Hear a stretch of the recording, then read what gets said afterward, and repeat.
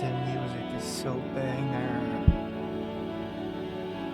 The music is so banger.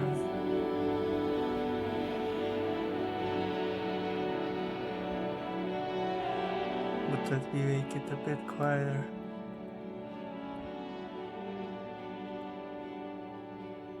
Okay.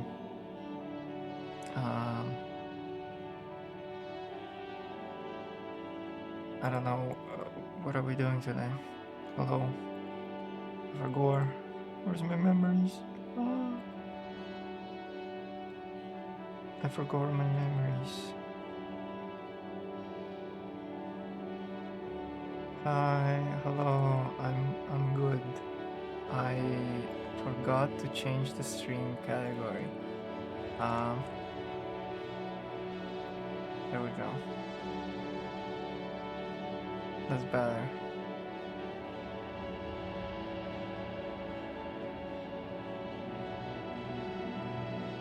I sound tired. I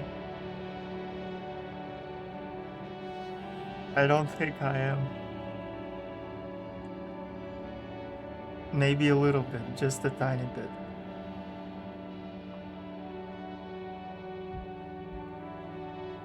My voice, okay, I might be a little bit sick, but that shouldn't be a problem.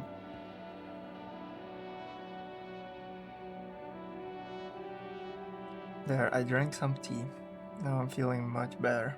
Let me make a mic a little bit louder. Because, hello.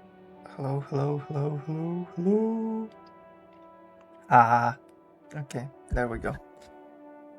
Should be fine.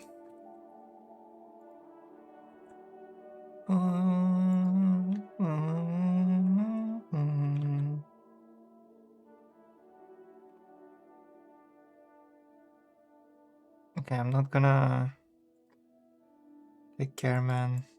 Okay, you have good day, rest of the day, and have fun whatever you're gonna do. Boop, boop, boop, boop, boop.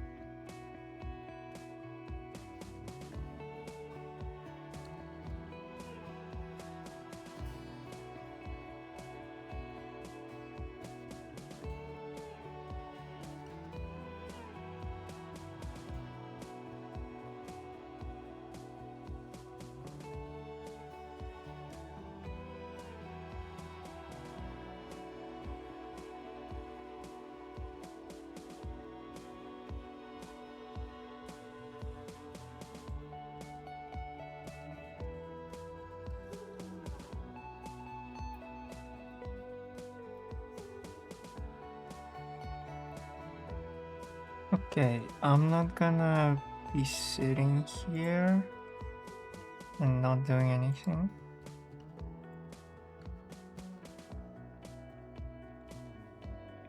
But I gotta post some posts.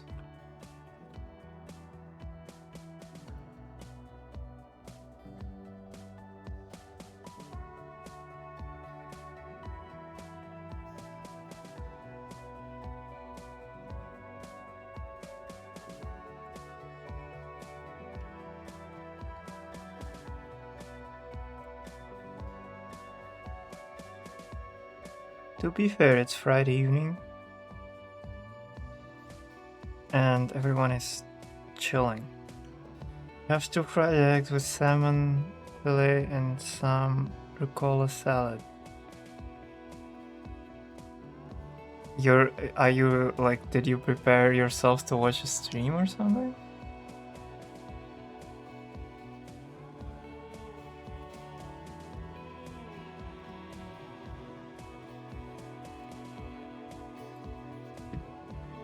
Okay. I'm gonna... Perfect timing. Well, to be fair, I just finished eating my dinner, so that kind of aligned, you know. Let me... I forgot that it does that. There we go.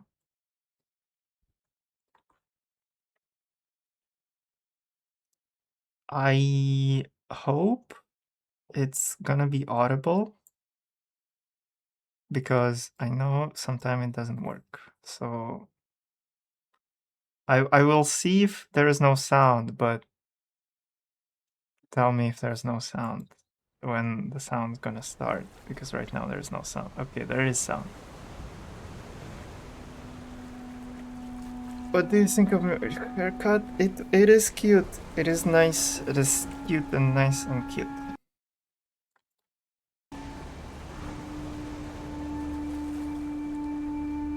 Yeah, there is a photo sensitivity warning.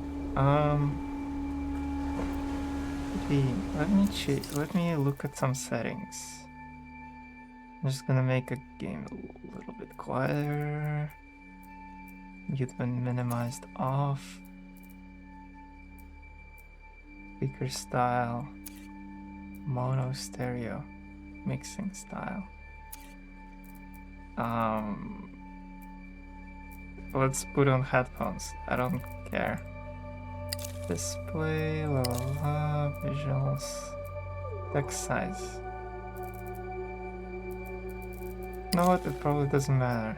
Gameplay, mouse lock. Share analytic. Twitch integration? Huh? Connect Twitch account. I wanna do that. Connect my game. Authorize.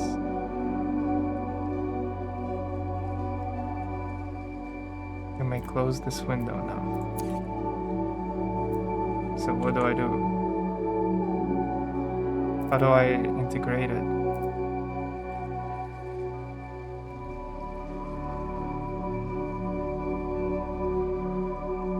That's a very confusing thing.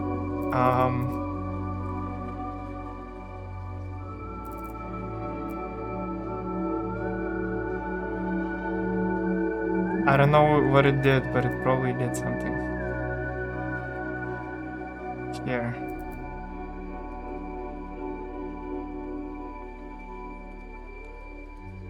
Your channel either isn't live or doesn't have 0.8 category. That's a lie.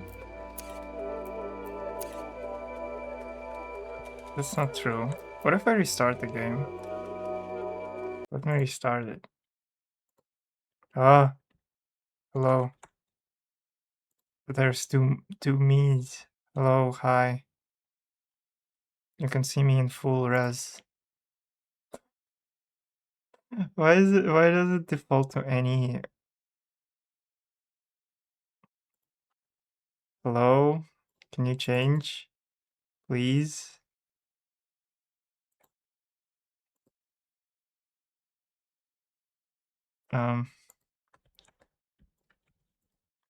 There we go. Okay. I got scared for a second. Yeah. For a sensitivity.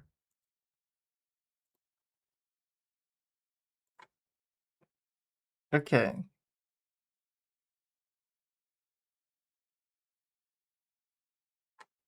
Is it like a extension thing? I should have checked that before stream, to be fair. Okay, extensions. Search for extensions. 0 parade companion. I guess it's this one.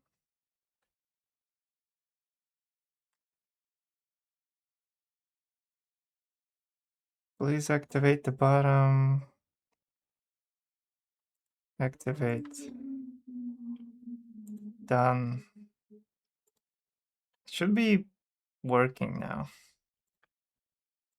Let me check. Tell me if it's working. You might need to refresh a page though. Oh, it's there. Okay. Refresh a page though. Oh, no, don't scream at me. Zero phrase companion. Okay, got it. Shut up, Nightbot. Okay, there we go. I'm not gonna change anything else.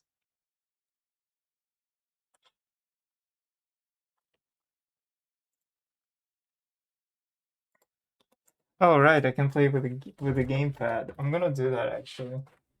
Where's my gamepad? Oh, it's right here. I forgot.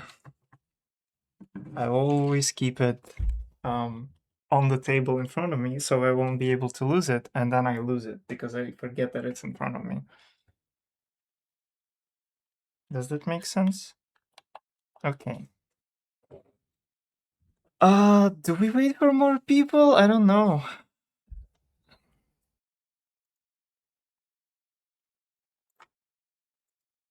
I don't think we really need to. I just now realized, why is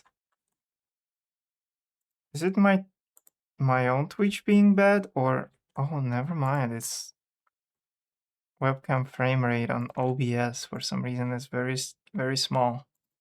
Can you be higher?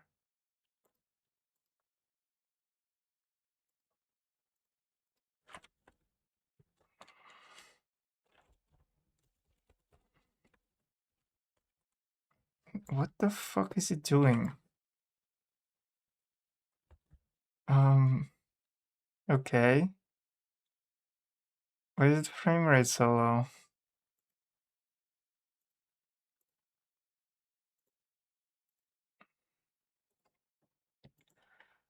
You know what? I probably know why.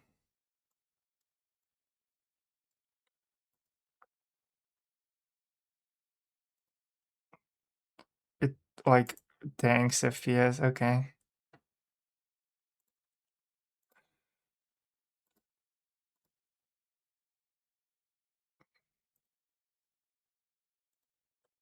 This is a bit better. Still weird.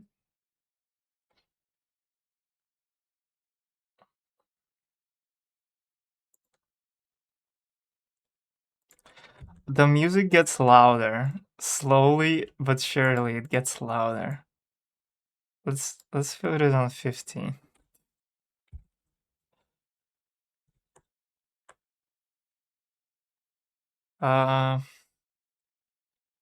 I don't know. We'll just assume it's how it's working now.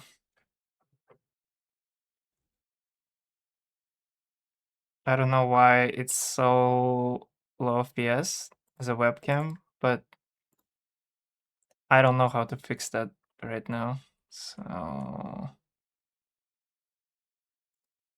can I maybe set it as 60 FPS? There we go. Okay. That's better. Yeah, that's much better. What the hell? I'm like so smooth now. What? Whoa. I'm so smooth. That's crazy. I didn't know it was locked on at 30 FPS. I'm very smooth. Do you like my smoothness, chat? I like your smoothness, chat. Hope you like my smoothness. Yeah, there we go. Okay. Now for real, we're gonna start. What kind of spy are you? Kinetic. You excel in physical conditioning and applied violence. Emotions toward you. charismatic, an engineer of human soul, spiritually vast, mentally undeveloped. That's something. Analytical. Your cognitive powers make up for your frail body, a big brain in a glass jar. Custom. The most special little spy in a whole open bureau. A talent like no other. Oh, that's the most special little spy in the whole open bureau. The most special little spy. Look at him. So special. I want to see what is like. So I get. Oh, those are like my skill points. Your body and its impulses. How you understand people. Your modes of thinking. Your stream covered dingus. What? What do you mean? What do I mean? Go away in video overlay. Where's the sound? There's no sound. Oh my god, what is happening? Game capture. Capture audio. Hello? There we go, okay. Now there's sound. What do you mean my stream is covered? Who covered my stream? What are you talking about? Oh, there is like a UI. Check DMs. Yeah, just press close. I guess it's like a UI thingy for the thingy. Yeah, I also see it. Well, I saw it when I checked. I opened the window. Yeah, it now when you there you can like check stats and shit like that now.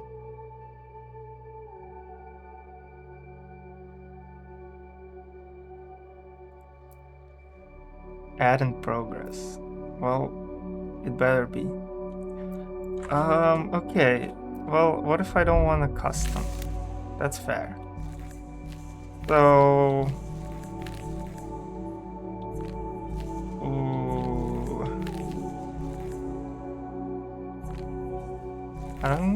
You know what?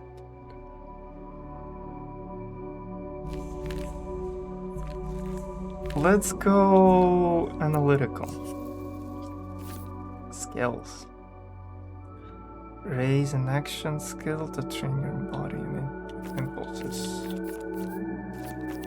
Okay. Coordination. Different parts of your body acting in concert. Agile and fluid movement. Physical presentation. Doppelgang. When you must do more than a single you could. Internal strength and resistance to pressure. Why did I... instincts. The uncontrolled aspects of your optical psychology, raw impulses, how your organism perpetuates itself. Sensors, perceptions and pleasures of phenomenal world.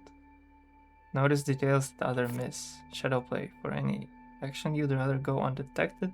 Advanced covert spy techniques. The voice of your training. Here, let's go sensors. Raise a relation skill to better understand people. Blueprints. Your knowledge of the city and how people use it. Buried secrets. Useful shortcuts. Improvised exits. Cold read. Attunement to facial expressions. Tics, body language. Read the room and act before anyone else. Nerve. When task requires a steady hand, a quiet mind. To let the world see what's behind the mirror. personalism, what makes people tick, yourself included, empathy and manipulation, your humanity at large, statehood, social force embodied in presence and coercion, command and intimidate others, internalized propaganda. You know what? Let's go nerf. Faculty of intellect. Raising your intellect skill to hone your modes of thinking. Entanglement. Spooky action across this plane and beyond. Extrasensory awareness. I almost read it as extraterrestrial for some reason. Extrasensory awareness. Influence of the stars. Gray matter. Deductive and inductive reasoning. The rational side of your mind finds the order in everything. Poetics. See and express what others can't. Engage your creative engine. Lateral thinking and subconscious associations. Records. The totality of the facts about the world. Episodic memory, training and education. Past and the present. And Technoflex. The secret language of machines and consumer products. Bend any device or system to your will. Okay, this one is... Considering that is our primary skill, this one is kind of hard to choose from. So this is something about the stars. This is reasoning. This is basically like poetics and thinking. That's what it's called. Oh my god. This is memory and this is techno knowledge. I don't know. Let's go with...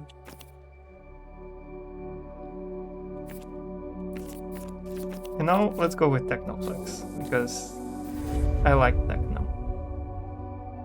Okay, begin. The beginning of the war will be secret. Jenny Halsler.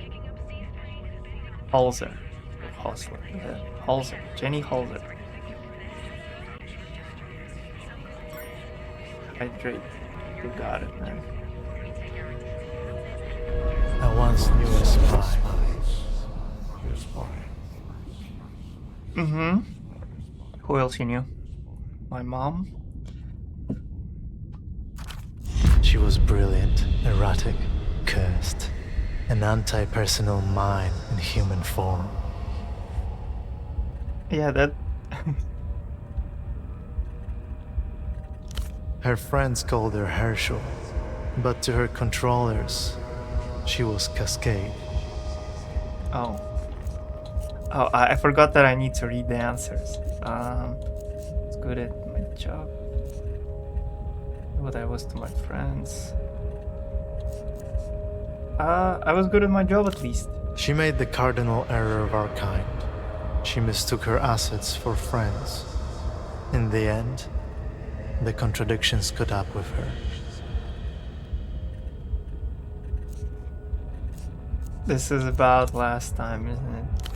Portofino 91, the whole sick crew. A disaster untold, a black page in the official records. My greatest spirit is to the innocence of facing the past. None at all, yet here we are, standing over the smashed and leaking world. You can even see your equipment and map before you even get into the gameplay. I know, it's the extension thing. I checked it. The world. How did it get in that way? What about Cascade? What happened after 91? Let's ask about the world. Some fool dropped it. One of ours, probably. What about Cascade? What happened after 91? She was recalled. They put her in the freezer. Forever. Most thought. Oh. It was nice in there. Chill. Okay, it was nice in there. 5 years passed. A little more of the world leaked out of itself. Cascade's controllers ordered her back to Portofino. What is L? Like, oh, I can start a pool? I didn't realize that. Okay. Well, you missed it. 5 years passed, a little more of the world leaked out of itself. Cascade controllers ordered her back to Portofino.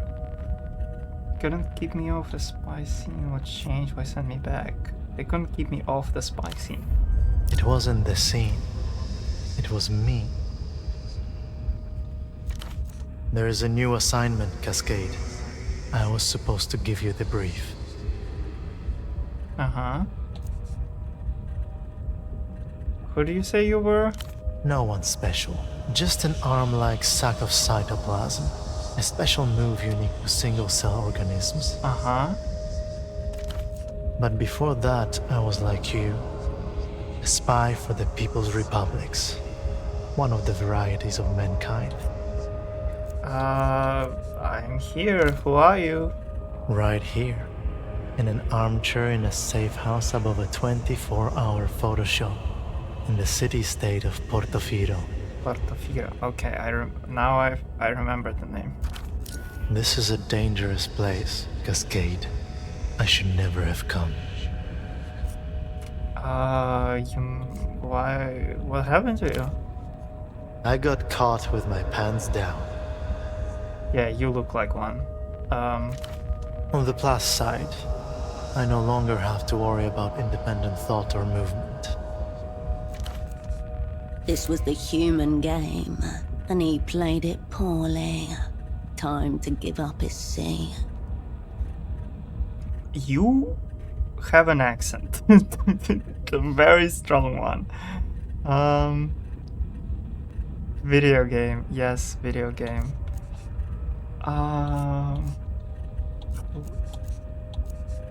No, we're just getting started. Stuff happens, you know. How are we talking right now? We're not. This is all you. Conversing with your own mental projections. Reconciling the dissonance inherent to your role. Like you were trained to do. Got it. Just one of the neat tricks you've learned to keep yourself alive in theater. There are many others still to come. What's your perspective? Life is beautiful, cruel, full of hidden cues that I missed. Uh-huh. Maybe next time. I'm sorry, we never got to know each other. Don't blame yourself, Operant. Whatever happens has already happened. Yeah.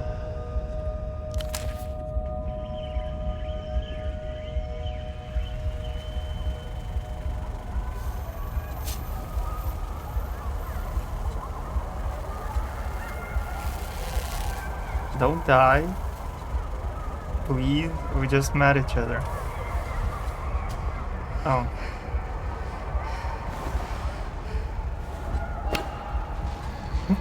That was a slap. Now that was a slap. Well, you can make so many voices, you're so talented. What do you mean? What did I do? Hello? Pseudopods, you presume. Nearly identical sets of shirts and trousers, ironed and folded. Dishes, recently washed. Anything else in here? What is... Look at. Oh. This is the door you came in from. Muffled voices rush from the show below. Displayed on the chair before you is a man, approximately mid-30s. His chest rises and falls in steady rhythm as he stares beyond you, unblinking. Yeah. Hello? His eyes are fixed glassily on the ceiling. Look at the ceiling. Cream paint, peeling slightly. A small room in a city past its prime. Nothing to suggest why the man is so interested in it. No response, no jolt, no tremor. All posts deserted. Uh-huh. The film is monochrome and silent. The only soundtrack is the low hum of the projector as the celluloid rushes from its spool. Look in his eyes. The green of long corroded copper. As for the face around the eyes, his jaw hangs slack, his glasses askew. The lopsided headphones accentuate a large bald spot atop his crown. Okay. Study his clothes. Stiff-collared I can shirt, see them a myself. snug brown jacket, and nothing below the waist but a pair of red briefs. I'm missing something. As your eyes reach his feet, you notice that the man is also wearing 3 layers of socks, each slightly shorter than the one beneath it. Huh? What? Okay. Check the area around. There is no smell of alcohol, nor any open containers, no drug paraphernalia either. Just a loose cord trailing to the stereo system. It reminds you of a cosmonaut's safety tether. Okay, check his vitals.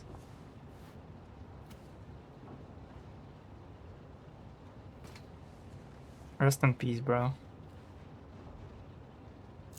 Your fingers detect a faint, steady pulse within the base of his wrist. Elevated, but not critical. Seems medical. If so, his affliction is beyond your diagnostic power. Real. The man's eyes glisten. Bright red veins blossom around their edges. First impression? I can't work with this. Maybe this is temporary. A crisis. I can't work There with may it. be little opportunity for a second, based on the current visual. However he ended up like this, the result is the same. Operant lost. You wonder briefly how much or how little you owe him. The assignment, man. What was it? A snail's trail of dried saliva glints on the side of his chin. Where's that?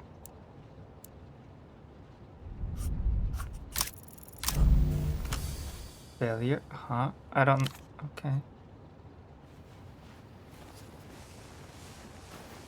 I'm not... This silent treatment constitutes a Class A war crime against you. Time for intervention. Physical.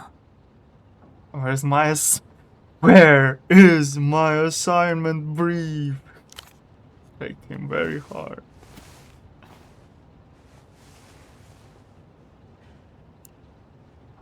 You grab him by his skinny shoulders and heave him upright, his head lolling backwards Is as an he anxiety rises. attack? I'm not gonna...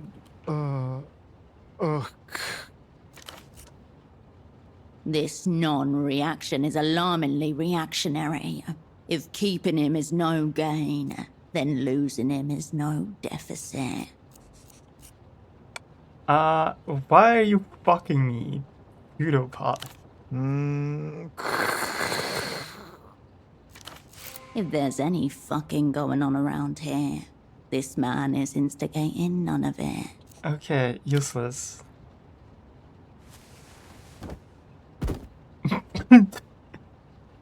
Be at least a little bit more gentle. He lands in an awkward position, a cut string puppet, bony hips raised to the air like antennas.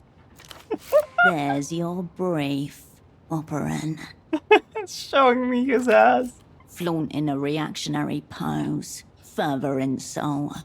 Leave the brief hog where he And lies. stay floored. He does not respond, though if you didn't know any better, his deserted eyes seem to be urging you towards the bathroom. A drop of blood shines on his lip. He must have bitten his tongue on the way Aw. down. Out of his chair, he looks smaller, more fragile, and deeply lost. Thousands of miles away, his mother flinches in her sleep. Let's search him. Clipped to the inside flap of his jacket, you find a laminated badge, emblazoned with the crest of the Import-Export Bureau of the People's Republic of Kohila. The name reads Esterman T. Below that, a title, Im Ex-Lead Hosiery. Sock merchant for the IMEX Bureau, one of the Operant Bureau's most battle-tested covers. Okay. That explains 3 pairs of socks. Socks extremely soft core. Reliable core, though operants are encouraged to submit new proposals for in-fitter practices, if so inclined. Okay. 3 other things of note: a slip of paper, a business card, and a rock-hard piece of candy. Candy. Nice. A wrapped-up rectangle of compressed sugar. It's so hard that your fingers cannot make an impression, no matter how much you strain. The discolored wrapper depicts a red-cheeked child with a charming sledge. You haven't seen this brand in years. Didn't know they still made these. Eat it. It takes 5 jaw tenses before you manage to shatter it. Sugary daggers jab the inside of your mouth. Just like I remember. After a few more game attempts to chew, it takes all the will you possess to swallow the jagged claw. Its aftertaste contaminates your mouth. Oh my god. Examine the slip of paper. It's a purchase order for 10 socks, made out to Carmuna Pessoa, Fashions and Garments Bootleg Bazaar.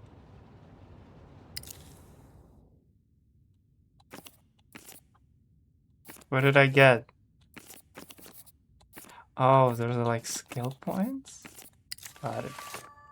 No, tasks. 2 cents. Search for more candy. I know, right? Okay, this is like a journal. Got it. Bootleg Bazaar. No coordinates found. Some kind of marketplace, and not one you've ever been to. Just 10 pairs? 5 pairs, 10 socks. Oh, that makes sense. The slip of paper grows heavy in your hand. I didn't mean to. Stock purchase order. The slip of paper grows heavy in your hand. It feels like a baton. Pseudopod's obligations are now yours. You owe this woman 5 pairs of socks. Right. Examine the business card. The card is cheap and scuffed. It reads, "All you need is miracle," above a cartoonish image of disembodied lips at a phone receiver. Notably absent is an actual phone number. Turn the card over. There's an indecipherable scribble. Whatever's written seems to begin with a D. Into your pocket it goes. Enough rifling. You retract your hand from the man's pockets. So, rough start. Let's try again.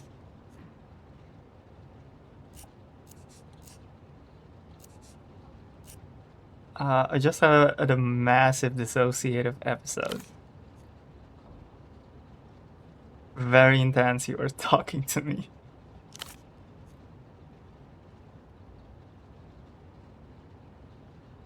Whatever happens has already happened. Saliva leaks from the corner of the man's mouth and pools on the floor. I'm sorry we won't get the chance to sew socks together.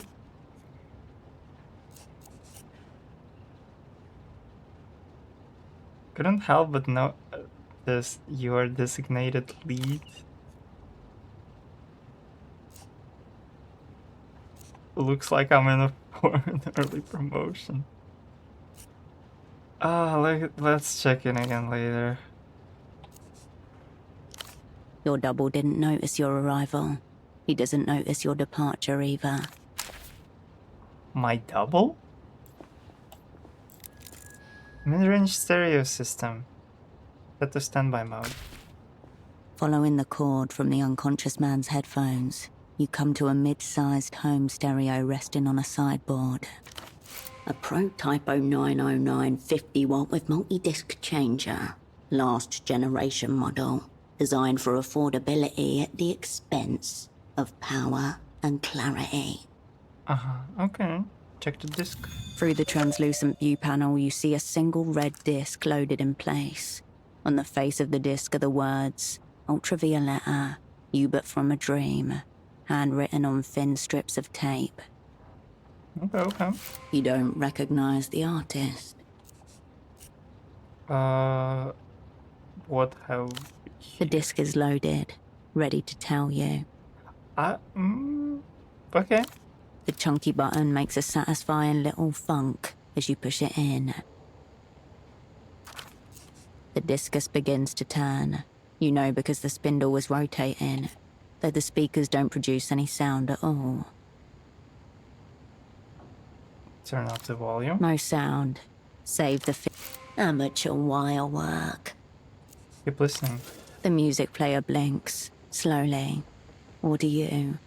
You can't tell. It doesn't appear to be. The disc is spinning the way it's meant to. An artifact of no substance onto which nothing of substance has been recorded. I know what's happening, but let's keep listening. The silence is being overtaken by a different silence, like the slow darkening of night across the wall of an empty room. This new silence seeps into every corner of your body, loosening fixtures, rattling drawers. A bit more? There is still no sound, but in your mind an image forms of a blasted heath, a smouldering circle at its center. Figures in tattered robes stagger and sway on the horizon.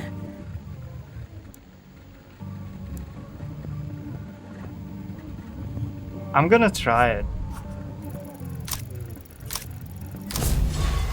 Fuck. Your mind blanks. The power grid ravaged by an unseen, faraway storm. What day is it? The same day you were just living. Where am I? A second-floor studio apartment above the Photo 24 while you wait film lab on Orphanage Street in the Okay. Oh, I didn't mean to you do this. return to yourself. The apartment looks the same. Just about. Okay.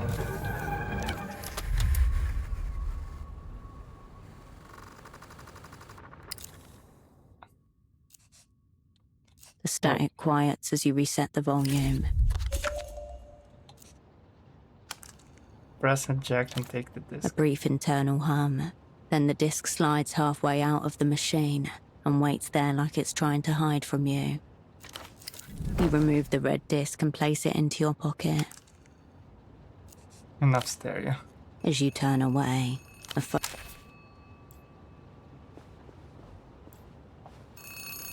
Where? Wait, what?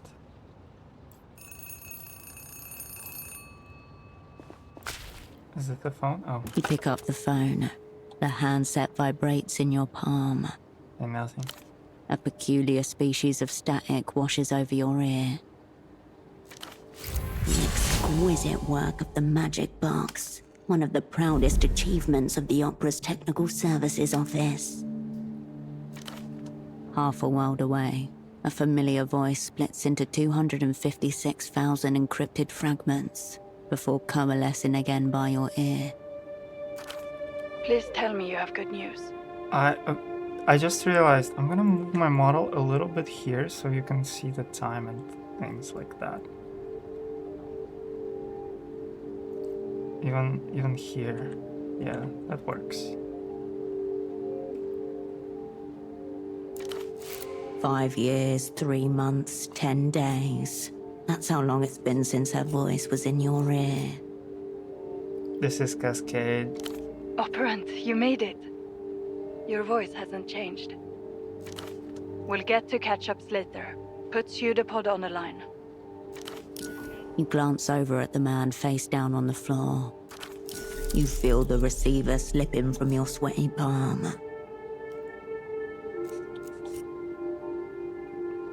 Something's very wrong with him. He's breathing but non-responsive. More than that, I can't say.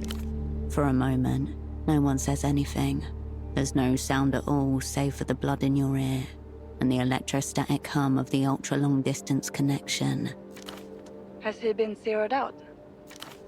Eliminated, killed, rendered inoperant. No. Heavy words.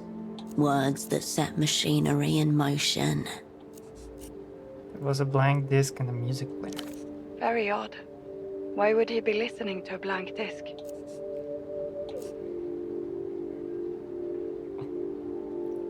Yeah, okay. Whoever was writing this one, whoever was writing this game, they're very quirky. They like their puns raw.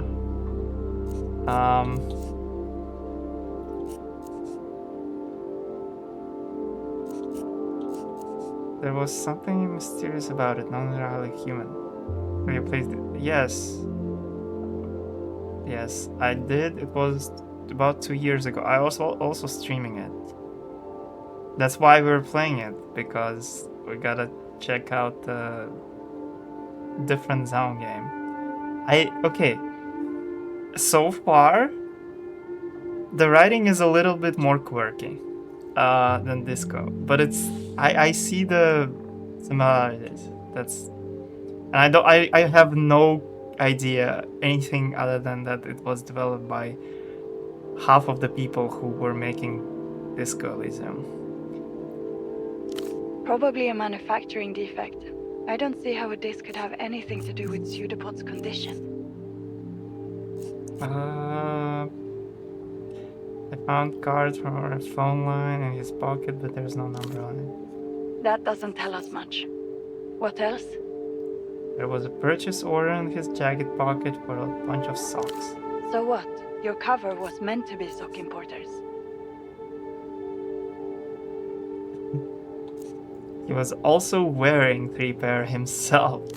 Okay, that is strange, but I don't see what it's got to do with his condition. I have no idea, man. I don't have anything else to go on. We're not getting anywhere with this. I'll ask one more time. Is your double zeroed out? You must speak the word. She cannot make the determination herself. 5,000 kilometers away, in a small office deep underground, a mid-level controller of the Operant Bureau leans forward and cups a hand over her earpiece. Once you say it, there's no going back. The momentum of events will overtake you. He might still be in there somewhere. Cascade, is your double zeroed out or not? I don't know. Yes, you do. Is he zeroed out, Operant? Yes. Right. They I forced wonder him. which it is. Have our enemies blown us up already? Or is this just another day at the basement massage parlor of spy services? Fucking hell.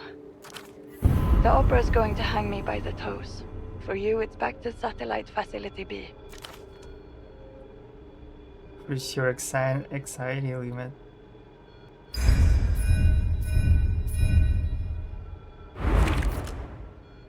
Lower skill to mitigate the damage. Okay, got it.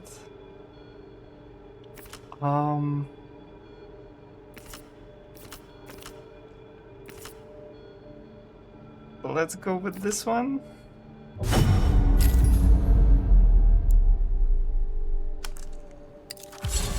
AKA the Freezer, the Opera's labyrinthine archival complex, where the old, useless, and discredited are consigned until they're dismissed or die of despair. Whatever happens has already happened. Is that your way of telling me to fuck off? You haven't even got the assignment. I tried, Pseudopod wouldn't give it to me. Why did my doppel's been zero out something more? Fuck that. Why don't you tell me the assignment? Listen to me. This assignment is over.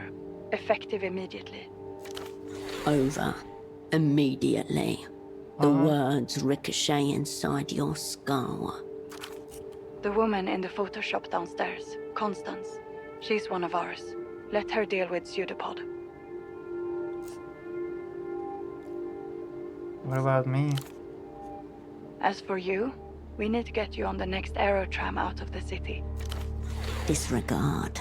Time for some self-directed espionage. Something about the strange red disc nags at the edge of your consciousness. Perhaps the room contains other leads as well. Mel, don't do this to me. Cut the Mel stuff. We're talking about work now. You don't really expect me to leave my double like this, do you? Let the photo lady deal with him. Your concern is getting out of Portofino, understand? Okay, let's try. Oh my god. No way things have gone this bad this quickly. There's only one possible explanation. Is this some kind of simulation? Simulation. That's a new one. Precisely what the facilitator of a simulation would be required to say.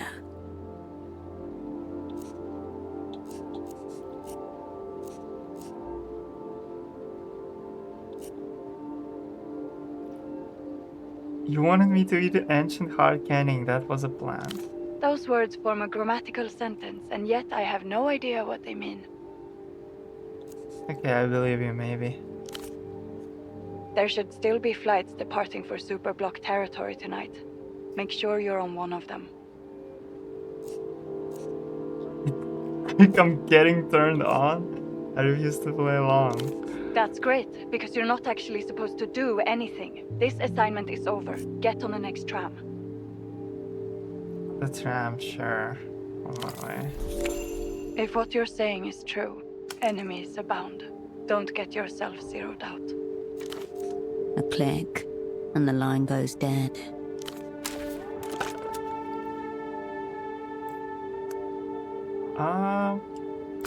You dial your controller's number. The phone. You should be heading out by now. What is it? Just testing the line. You're right, sorry. The tram op. The line goes. Okay. What is that? Oh. The bed looks serviceable. Deformed pillows and a depression in the mattress show it has been used. Room for two. You were supposed to lie here alongside your double. You don't want to share the bed, dude, Pseudopod? Seems it is all yours then. Should you that's ever want to lay right. in it. You turn away. Daylight spills in from the window.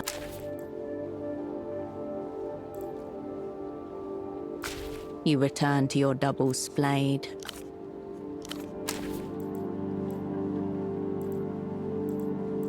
Okay, what's that? Familiar flash of red catches your eye. What's that? The small table has been turned into a makeshift desk. A startlingly red folder stands out against the clutter. The small label in the top left corner is printed with one word. Your cryptonym, Cascade. The color reminds you of pomegranate. Your hand hesitates. Rummage through the desk. Amidst the crumpled sheets of copy paper and empty takeout containers, you find an opened pack of cigarettes. Suprema mark. Suprema 100s. Cheap Superblock export. Salmon. There's nothing outwardly noteworthy about this pack of Suprema 100s. It's like any other found in commissaries and corner stores across the People's Republics. Almost brought these with him. There are a few mangled filters in the ashtray. With them. You leave the cigarettes where you found them. Open the red folder. The folder opens with a whoosh. Before you in neat monospace type, Your life is condensed to its barest elements. Name Will Kershaw, cryptonym Cascade. Born Landau, former Republic of Mercia. Dependents none. Pay class D2. Years of service 14. All true. None of it useful just now. Childhood, bourgeois, typical. History of student radicalism led to persecution by monotheist reactionaries. Fled to People's Republic of Kohila. Embraced post-historical materialism. In short, born capitalist, reborn communist.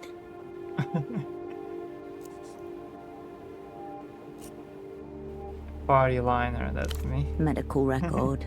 History of dissociative episodes and reckless action. Gunshot, chest. Retained bullet. 10mm. Pre-service. Sexuality. Homosexual tendencies. Unconfirmed. Okay. A vicious rumor started by my extremely horny detractor. You know what? Confirmed. Suicide risk minimal. Ideation only. It's only ideation until you commit. End of Okay, I list. think it's funny. According to This this shit is file, funny. That's all there is to you.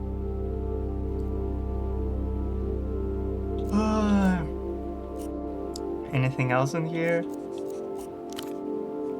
There's another page behind this one. It's labeled Service History. A tingle in your fingers. Your head grows lighter as you approach the crash site. Seems like you.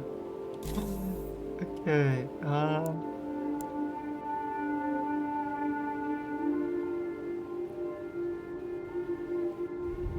let's try it. Okay, let's go. In just a few words, the worst failure of your life is reduced to bureaucratic shorthand. Previous assignment, Portofino 88 to 91. Network, whole sick crew. Operants, Cascade. Assets.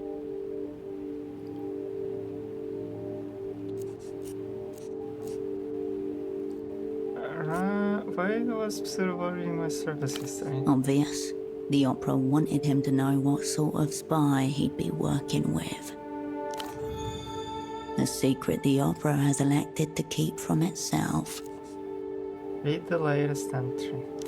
Most recent assignment, Novessa, 91 to present. Satellite Facility B. Status inactive. Doesn't know The that. folder shuts itself with a tiny sigh.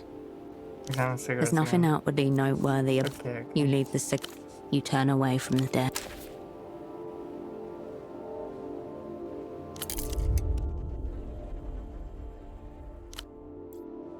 Oh, pants. A pair of men's trousers are hung delicately over the shower rail. If Pseudopod's pants were attempting to flee the scene, they did not make it very far.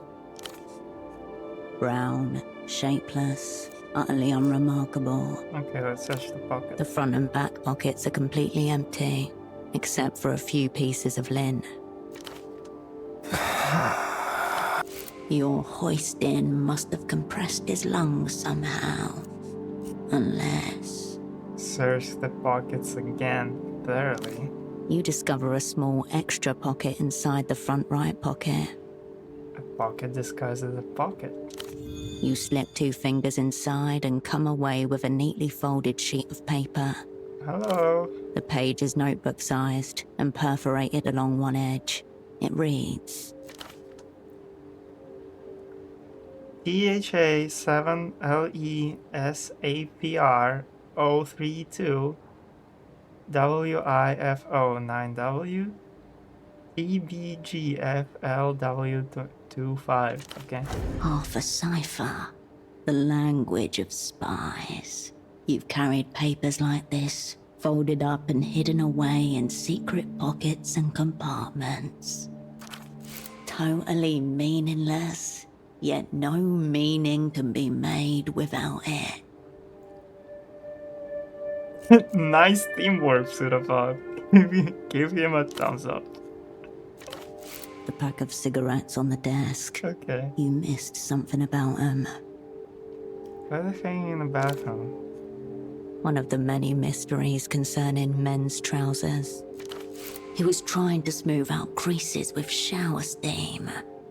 You leave the trousers as they were.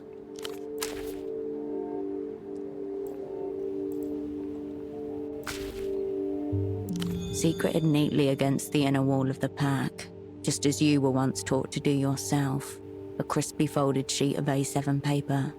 It reads, ZWS, JMXVB TW, AON, TRRA, KB, ZQYMUSGS. Now to make them kiss. One-to-one correspondence between key and text. This is a Rosetta cipher. Your heart skips a beat. Take the smoke. The pack slides nicely into your pocket, as though it always belonged there.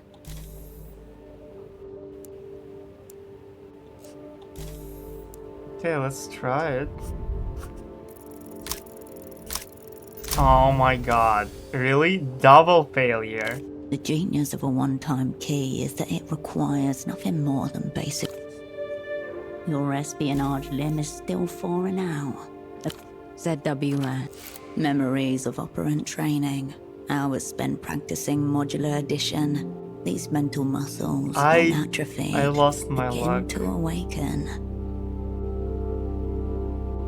I've done this before. This is nothing. All it requires is patience and diligence.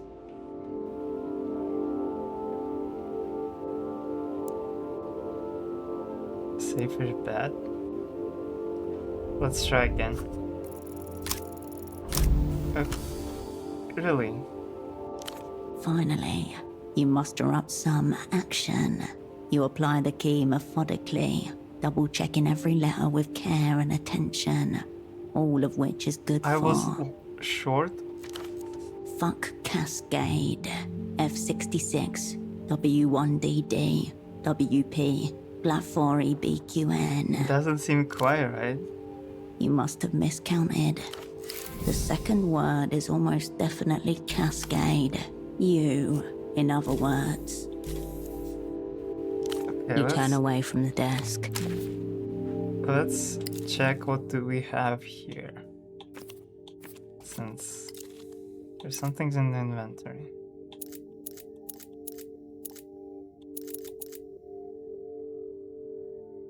-2 delirium, +1 fatigue. Sure.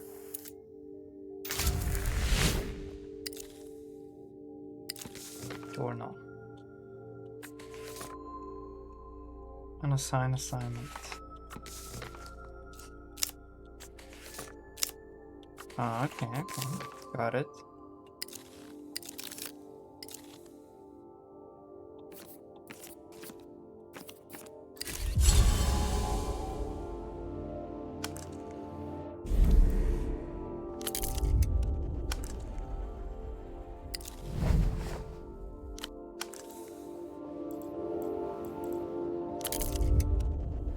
Wait.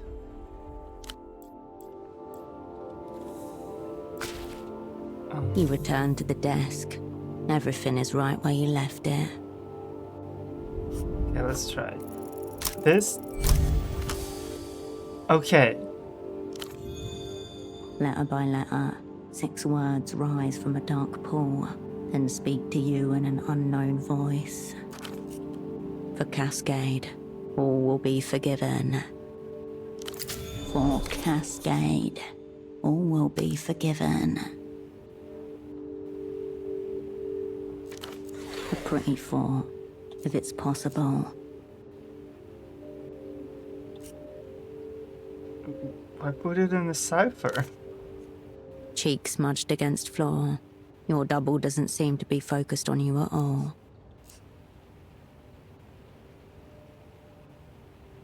Where'd you get this? The day beyond the window beckons you outwards. There may yet be some forgiveness out there. You turn away from the desk.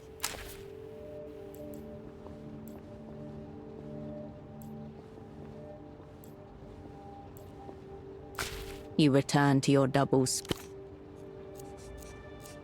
was supposed to be my big comeback. Thank you for your support. Don't you think this isn't full, do you? Oh, just checking.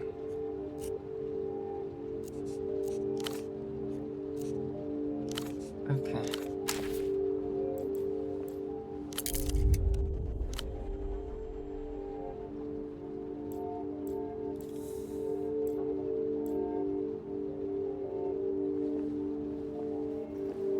Well, I don't think there is anything left to do, so let's just go out.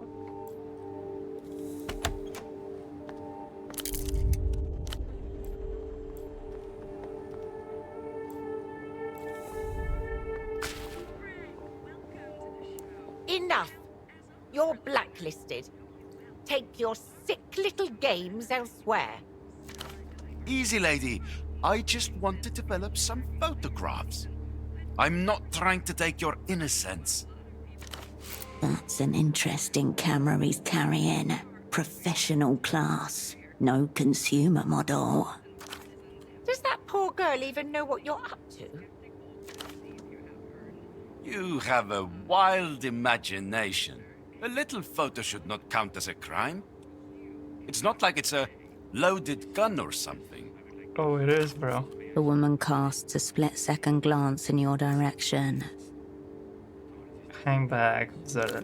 Don't step too close. They're handing out bans like they're going out of style. A crackle of recognition behind his eyes as they meet yours.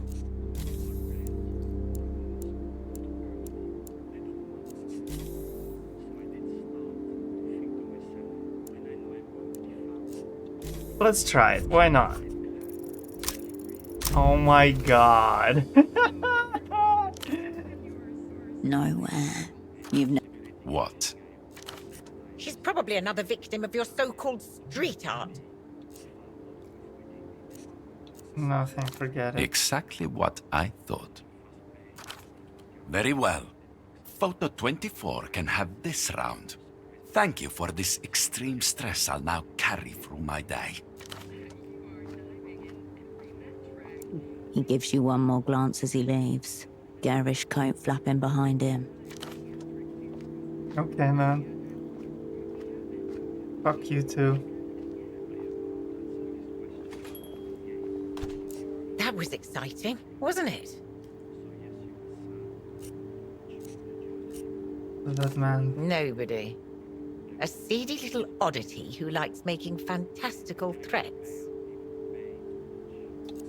He seems to know me from somewhere. Probably just his lascivious aura. He's a local specimen. I doubt he ever gets out of Kisak. You've not seen the last of him.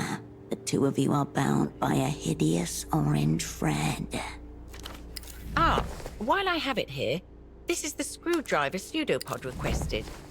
For the fax machine. This toolkit looks so empty. Barely usable in its current state. Fortunately, it appears highly expandable. She gestures towards the monstrous off-white plastic machine behind you. Got it. Speaking of, where is your double?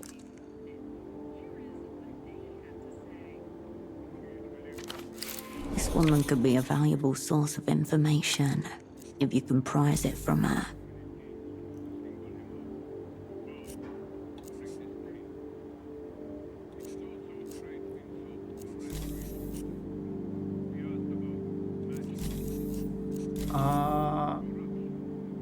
Hold on, we've barely spoken again. I didn't even introduce myself. No introductions necessary.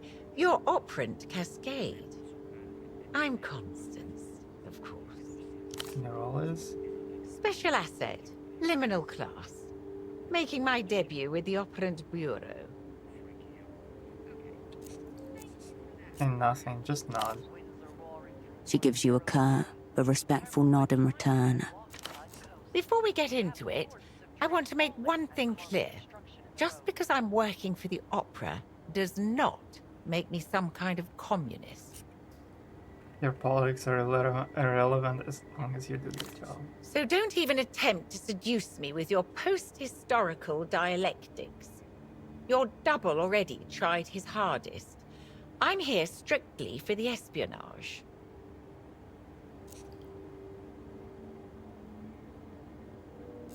Right. Look forward to working together. If there's any support you require, just say. I've got nearly everything in order, except for this monstrous fax machine. She looks at you, awaiting instructions. What's wrong with the fax machine? It's that little amber light.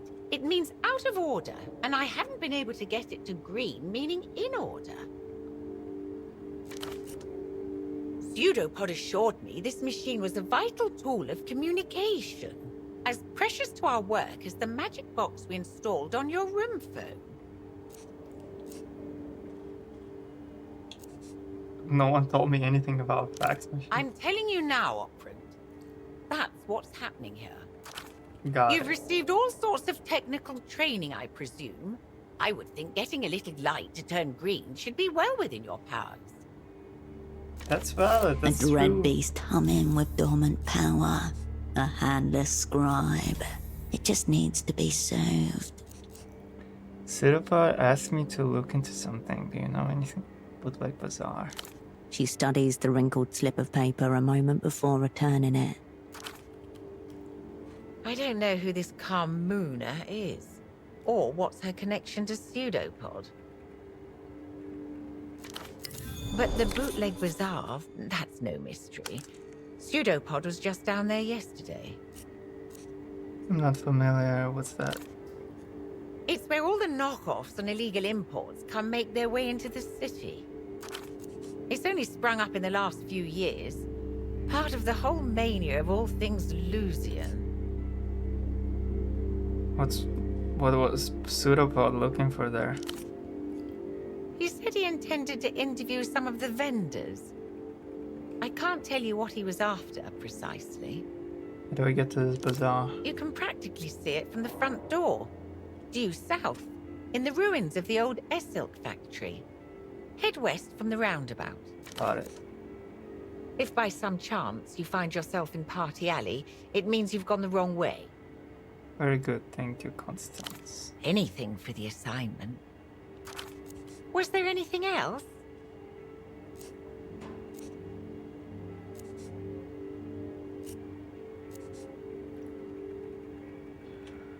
Do you happen to know what this miracle is about? I certainly don't. It looks flirtatious. Seedy business attracts itself. Try the Fogged Mirror. It's a bar just to the west, along Party Alley. Your old haunt, where you met with your former assets once upon an assignment.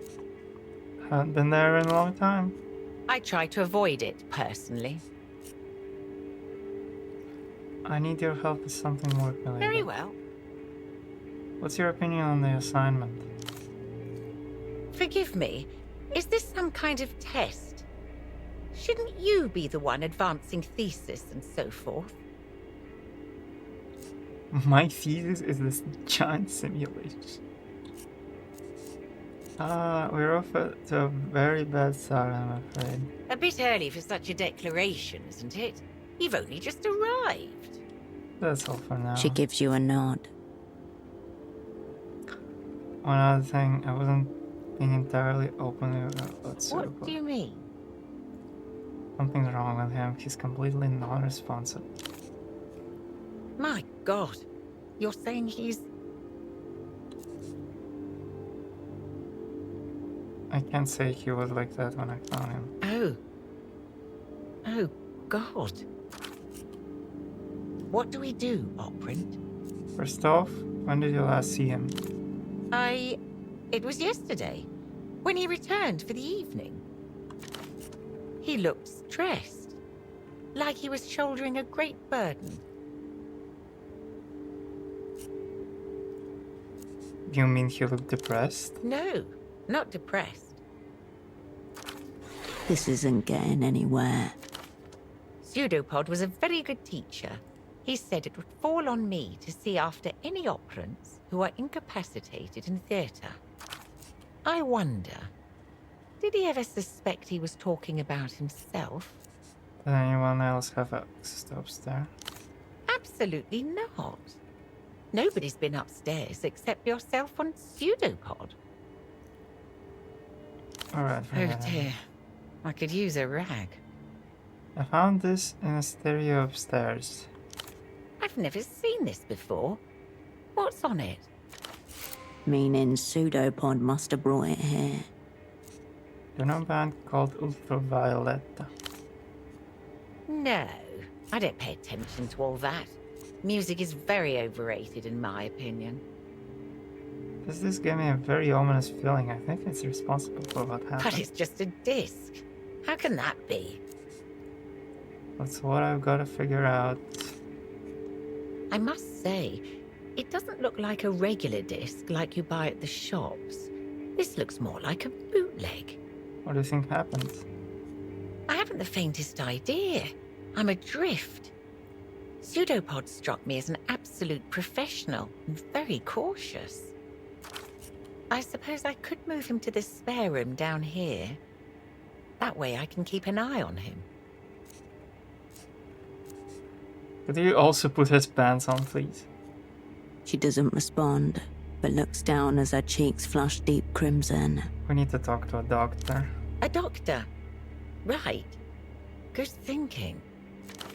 Dr. Hugo would help. He runs a houseboat clinic in the backways to the west of the old docks, past the waterlock. Alright, I'll leave him to you then. Of course. The least I can do. I'll head for the bazaar, see what I can find. Before you do, I understand this is your first time back in theatre for some time. Yeah. I just wanted to say, welcome back to the opera. Yippee! Thank you. And some afternoons rearranging the postcard under the glass. The sense of malignant mystery emanates from the fax machine. A humongous white block of office technology sits in front of you. It looks like a sacrificial altar made of plastic. Shut up, cat. Inside, mechanical parts are assembled in such a way that it can scream analog messages across huge distances. What could be sacrificed here? Image quality, and whatever remains of human patience. Okay, let's Your check screwdriver inside. makes short work of the starhead screws holding the side panel in place. You set them aside one by one, and gently remove the plastic panel. Troubleshoot the fax machine.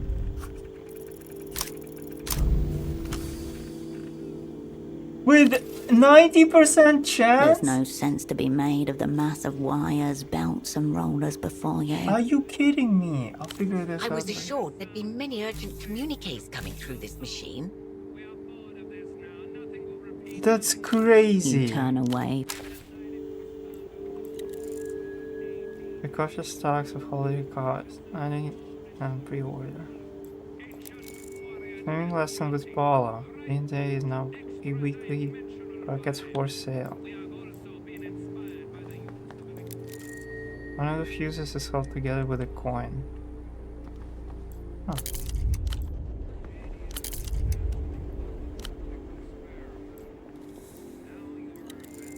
Just stacked by a hoarder and labeled by an obsessive. Wow. Beaded curtain neatly splits public and private spheres. Anything else? Television. The screen flickers. Static turns to black. A booming voice emerges.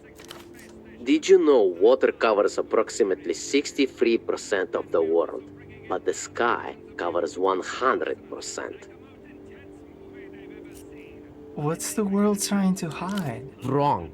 The sky is only 98% sky. The other 2% is used to cover up the fact that they replaced the moon 4 times. Huh? Okay, okay. On screen, there appears a man with a paper bag over his head. He gesticulates wildly. Oh my god. This was peak right now. But they don't want you to know that. That's why they're coming for me. But not before I tell you the truth. The screen warps and color shifts. Between clips of the bagman talking, a phone number flashes urgently. Sure. You jot down the digits as Bagman watches on. Who and what is this? I am Subcommandante Bagman, and this is the reality situation. No breaks, no filters, no cowards. Subcommand. Who gave him that rank? This is a war, and I don't take orders from anyone, especially man is a not lunatic. reality. The moon is a projection beamed from the seafloor by machines so advanced they look like rocks. Okay. The sounds from the commercial fade. He's not wrong, but he's also not right. I want him there. There's something in there. Let me in. Can I go? No.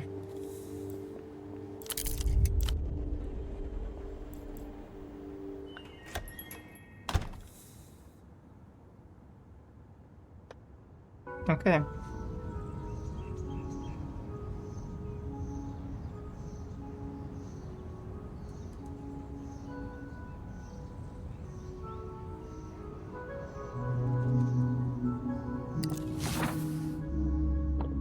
District discovered body alley. Where's that? Oh.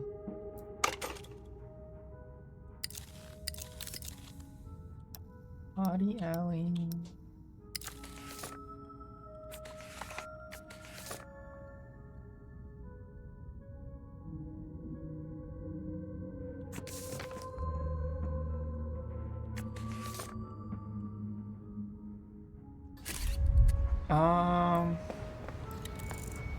Tar smells rise, the drawing flies and counting thing.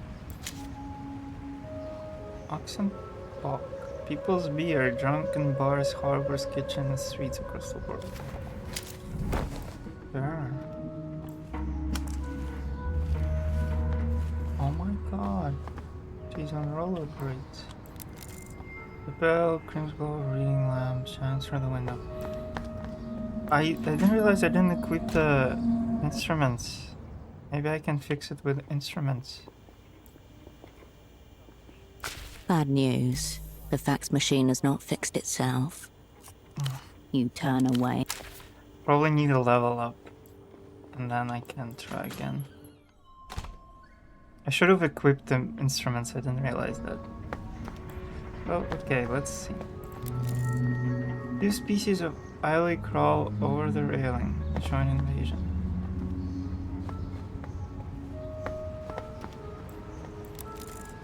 Beyond lies a mountainside layered with residential buildings. This tuk-tuk has been parked for some time.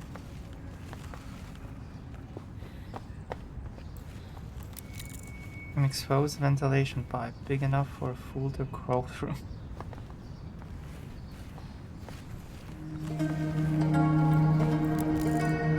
The portrait has been stenciled over the movie poster. Homegrown bullets, perhaps there is a thing about it. I didn't read whatever the man said. Propaganda, the consumerism must be this way. Used to be a normal bazaar, but now it's all... I didn't finish reading. More miracle to just have one tile missing. Sounds like a... It's disgusting. Oh, you're crying. Serious display. Hello, are you lost? Finally, someone with courtesy. Do you know when the 9 is coming? A handsome man shifts in place, glancing over his shoulder towards the tram lines. Suitcases surround him. I'm just out for a walk. Ah, sorry to bother you, madame. I suppose not everyone is stranded here like myself.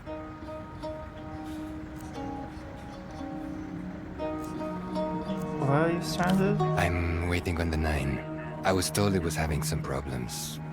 But it's supposed to be in service any day now. How long have you been waiting? I was told it's supposed to be in service any day now. That was a week ago. Enough time to grow accustomed to new surroundings and start noticing things. I think it's a long time to be waiting around for a tram. I agree. But what am I to do? It seems to be the only way out of this city. Maybe I could ask around. I would appreciate it. Have you seen my colleague by chance? Middle-aged man, medium height, brown jacket, bald spot. I did see a man like that some days ago, I think. Near the bazaar, in fact. That sounds like him, thanks. You're welcome. I'll check them. Thank you. I'll be here in the meantime. Waiting. Okay, wait there. Keep waiting. You pick up the payphone's handset. A dolphin emblem smiles at you, its eyes wide. Look at the dolphin. The emblematic animal of Portofiero's main phone company, Reno Tower. Got it. Your gaze wanders away. The dolphin doesn't seem to mind at all. You step away. Okay.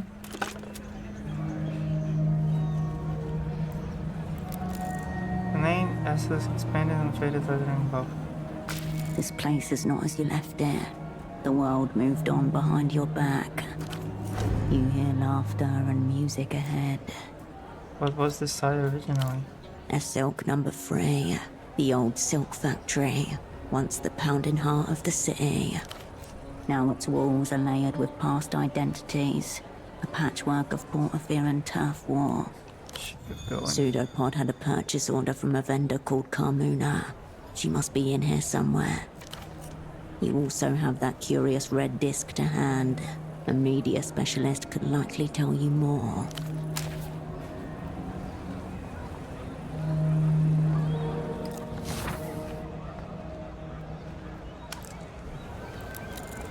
Cheap grease smeared on chains, 10 sleeves. Denton Pipic basket, telling bleeding axle bearing. The air is sticky haze of fryer grease and sausage steam. Okay.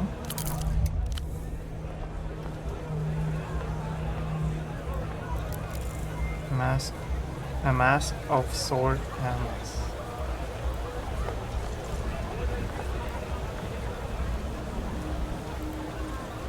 It's not. A cosmonaut suit, a relic of Project Autonomia. Its shoulder patch reads, "The stars are ours, 77. With the price tag. 5,000 sol." That sounds a lot. I have I only wonder 26. it's still here. People with that kind of money don't shop in the bazaar. Is this real? If it is, then it's one of the few things for sale here that isn't a knockoff Lusian electronic disc or toy. What happened in 77? Okay. A classroom with a buffed blue floor and white fiberboard tiling. The teacher rolls a square little television in on a cart. The girls in their final year of gymnasium gather round. I could barely see the TV from where I was sitting. The camera follows the white column up, and then it jerks or cuts out. When the picture returns, there's just a white cloud sprouting new white limbs. The rocket nowhere to be seen. For a long moment, none of the students can tell what's happening. Then, one by one, they realize. A faulty seal, a minor propellant leak. Next thing you know, 4 cosmonauts are splattered across the face of God. A rocket exploded, I remember. The end of Project Autonomia, engulfing with it Portofiero's dreams of stars. And we watched it live on TV. You and millions of school children the world over. What happened after? Expensive, fruitless. The failure of Project Autonomia promptly tanks the Portofieran economy. Supreme Leader Nestor flees into his third exile not long after. As for the bazaar, it's saturated with surplus equipment, memorabilia and replicas. This suit is most likely the latter. You find the coolest stuff around here. Few of it genuine, but does it matter if the feeling's real? Your focus widens back to the bazaar. Brass antiques cut up together, reforms carved by hands long gone. Biggest space, the child asks. Excuse me. Can you take a look at this? Like what? The young woman turns from a store of party wigs and beaded necklaces to thrust a photograph under your nose. A hooded burrow, she the mouse within. Look at the photograph. The photograph shows a robust man well into his 60s. He is unremarkable save his eyes, which are magnified to comedic proportions by the thick lens spectacles in front of him. Have you seen him before? No. You're sure? Thanks for taking a look. Wanna buy some costume accessories? My name's Malène if you need anything. Okay, who was that? Mi viejo. My dad. He's been missing a few days. Does your dad have a name? Right, I should have started with that, I guess. His name's Enoch Klantz.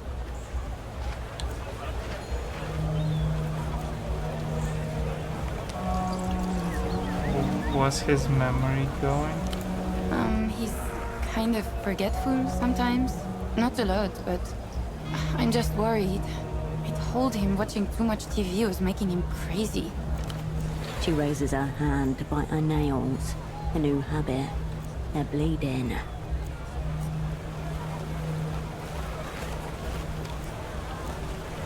Can he just wander off? No, I mean, that's the most likely scenario, right?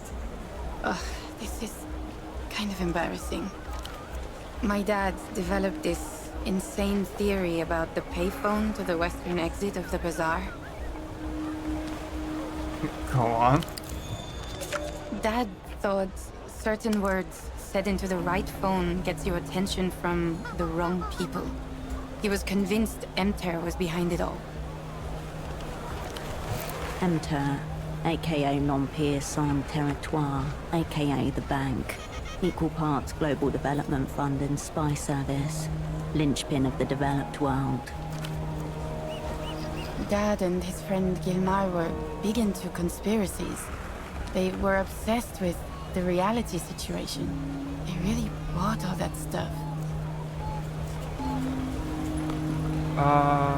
What are the words he thought set it off? They seem pretty random. Cousins, moon, reunion. Do these words mean anything to you? On their own, sure. Together? Gibberish. How'd he know these were the words? His friend Gilmar called him from that phone after he'd spent the night following around some Emter guys. They were both big into the conspiracy stuff. Right. You already He'd said it. overheard something and was explaining it when the call just cut off. My dad went by his house the next day, but Gilmar wasn't there. And not long after your dad was gone too. Yeah. He looked for Gilmar for 2 weeks. Reported him missing to the GMs. Nothing. Why would Emter care about a couple of impressionable old men? Or did he think it was answering a bit much? Bagman did an episode on them, and so Gilmar started following random people, thinking they were from the bank. Not long after, he roped my dad into it. What did he say they were up to? Normal rich guy stuff. Hitting up the bars and shouting abuse at the local drunks. And then they disappeared into penthouses where they couldn't be followed. Sounds like a good point to call it quits. Yeah, that's what mi viejo thought. He went home, but Gilmar stayed out. And then he called my dad around 2 in the morning. He'd overheard something and was explaining it when the call just cut off. Huh. My dad went by his house the next day, but This is Gilmar the second wasn't time there. this happened. So the evil phone really leading people. It's not funny. My dad was really freaked. I asked him if the phone call was all a nightmare or if he forgot Gilmar was going on a trip. I thought maybe the show was getting into his head, you know? Dad really believed it though. He looked for him for 2 weeks, reported him missing to the GM. Why would Emter care about a couple of impressionable old Oh, I men? got a measure of that. Anyway, you want a wig? I hear they make you fun at parties. I'm looking for someone to a colleague. Have you met the guy who was really into socks recently? Oh yeah, he came by. Nice man. Talked a lot about socks. Any idea where he went? Something's happened to him, and I'm trying to trace his steps. Not really. Wandered off into the bazaar. What do you mean, something's happened? Did he use the phone? I don't think so. I don't know where he is. Just know what happened. Oh, at least you have that.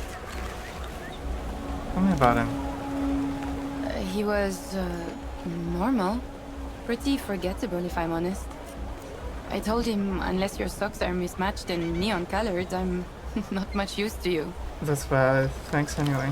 Sorry. Yeah, I was kind of distracted when he showed up.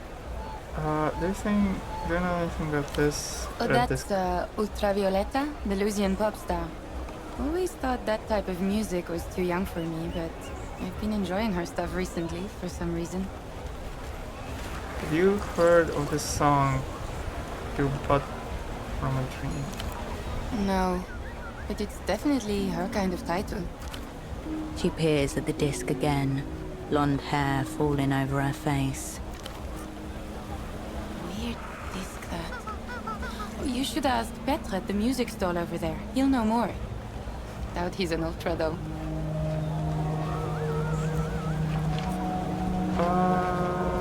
Look around the stall. Wig topiary, plastic tiaras, novelty sunglasses, a burst of colours and textures vying for your attention. Behind it all, you see an oddly familiar shape. The tailored shoulders, the sharp collar. The shape is robust and clean, with an architectural asymmetry, like a knife.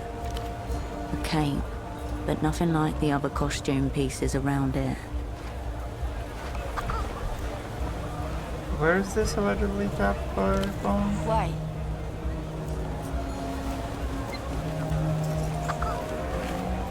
I want to take a look. Maybe I can find some sign of their dad. Really? You're not going to try to make a call or anything, right? I might give EMTRR a ring. No! A few heads turn at nearby stalls, following the sudden outburst. You're not curious if the keywords really work? Of course I am. But what if they do? Let me find out for you. She stares at you for a long moment, before her bloodshot eyes slide away. It's the phone by the western entrance to the bazaar. Sometimes when I'm standing here, I think I hear it ringing.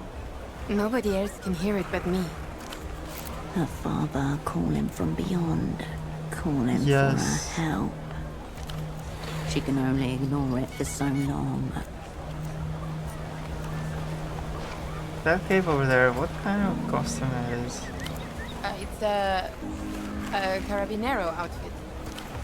Carabineros are Portofiero's sanctioned police investigators. They report directly to the Prefectura and deal in actual crime. Murder, grand larceny, rape. I'd look way better in it than any Carabinero. Yeah. It's for sale. Do you have a full outfit? The whole set's back here. Just let me know if you're interested. See ya. Thanks for stopping by.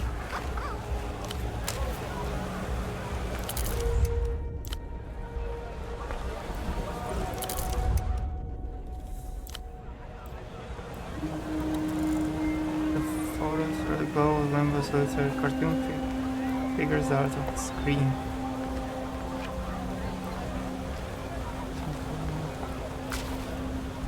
She's going to melt his head. On the TV, a giant wolf-like creature stands up on its hind legs and howls.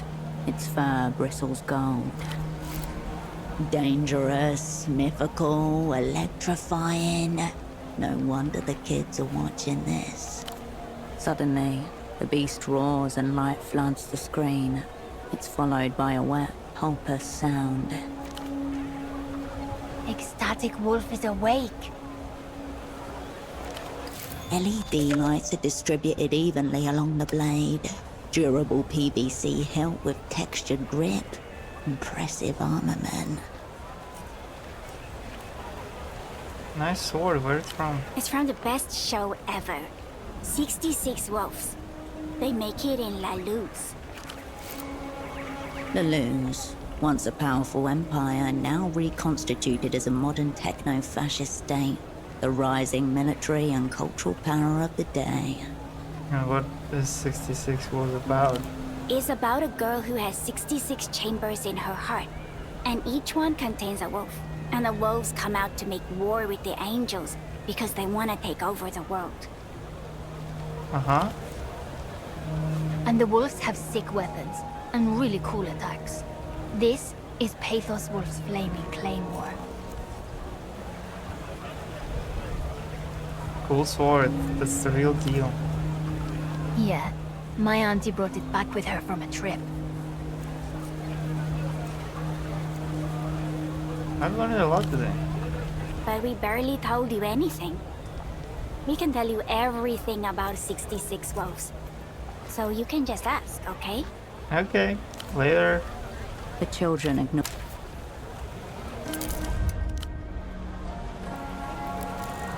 A jumbled disc from artists you've never heard of. I bet this is guy. I mean, off-brand driver, cheap plastic housing. The man gazes down at a crate of cartridge discs, eyes narrowed, lips drawn. fuck, I missed everything. You didn't miss much. We just started. Veins rise like old roots beneath his thin skin. We are maybe like... We didn't... Okay, we started in a prologue, basically.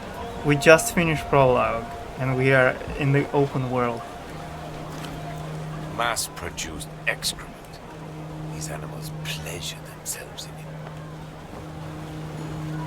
I'm not here to buy something, I just want to ask some questions. That's right. We are quite a ways from you buying something, my friend. I may be too tired to hang on stream, but interested in a game. You can just watch. You see this? Each one guaranteed for 10,000 replays. Obscene. No one will ever get it the way he does. Are you talking about music? Yeah, I wanna go play games myself. I'm talking about cultural ephemera.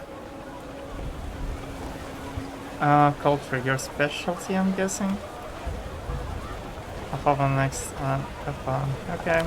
Speciality? But, as you can see, I spend my days backed into a corner, hopelessly outnumbered by the dead-eyed horde, dreaming of format-assisted auto-annihilation.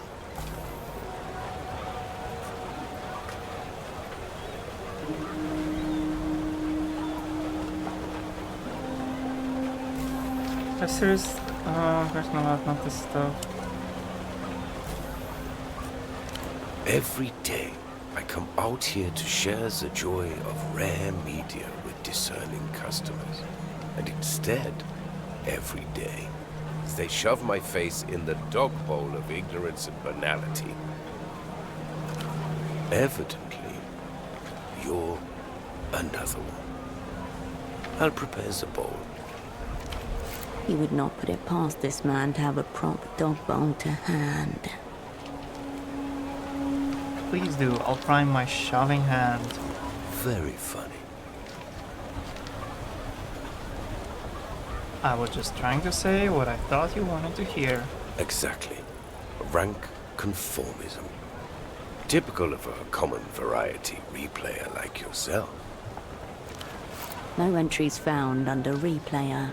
Filing under insults, incomprehensible. Yep. Go ahead.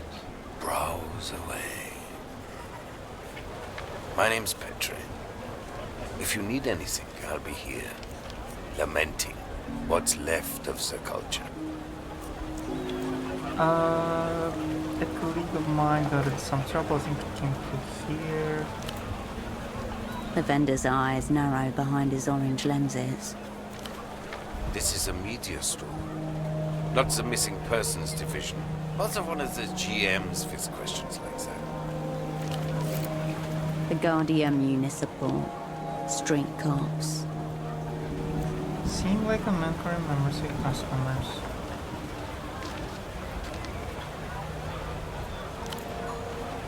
I try. So most of humanity fades into an indistinguishable morass of banality. This colleague, what does it look like? Average height, bald spot, brown jacket. Honestly, someone you might easily forget. The sock. Dialectical-looking glasses. Air of advanced virginity. That's him, sock specialist. Yes, he came by here. Little communist lost. Adrift among the many wonders of the free market. You see him now, eyes wide, reward circuit shorted out by the cut and thrust of commerce.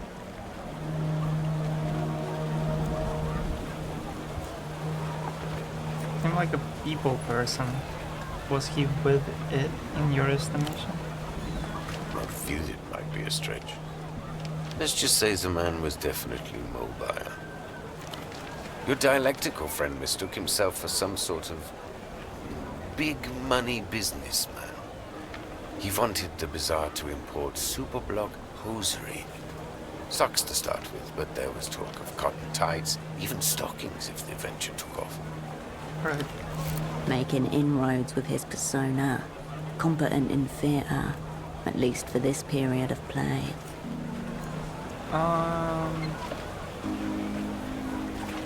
Did he buy anything? No.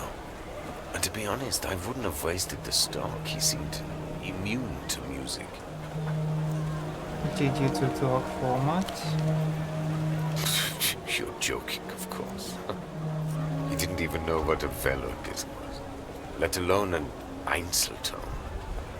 At a certain point, I'm just debasing myself. No joy on this sock scheme of his, I take it.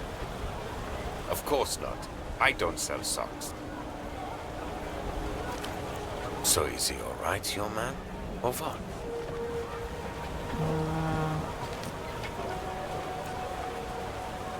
I don't know yet, that's why I'm asking around.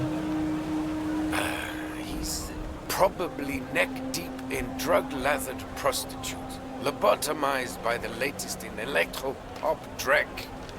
Wonders of the developed world. The vendor gets all across the city of Petra. There is silence. People peer out fearfully from the slivers between curtains. I'll be blunt. Are you with a weeping eye? The techno-fascist secret police of Leloons, dark subconscious of the state, specializing in old-school, ugly methods. So losing to you? Not immediately. Could be a cheap knockoff, though. The weeping eye sheds many tears, as they say.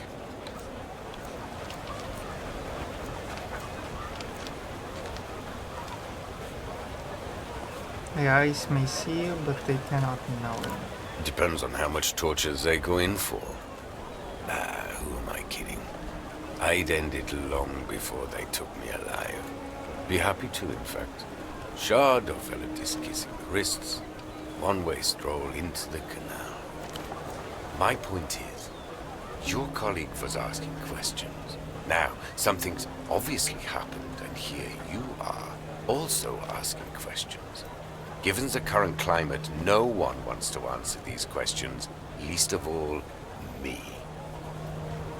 Then point me to someone who does. I'll tell you what I told your sock friend. Speak to the boatman down by the vest docks. Yeah. He's the one who knows the underground goings-on around here. We're just the vendors. This has been helpful. Wonderful. Now for all our sakes, please say no more. If you want to talk media formats, I'm your man. This other stuff. I found this strange disc. Strange how? Format or content? You tell me? He takes the disc warily. An Einzelton XR. Where did you get this?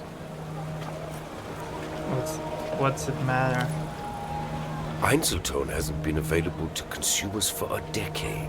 A disc in good condition is worth thousands of soul to people who appreciate its wonders.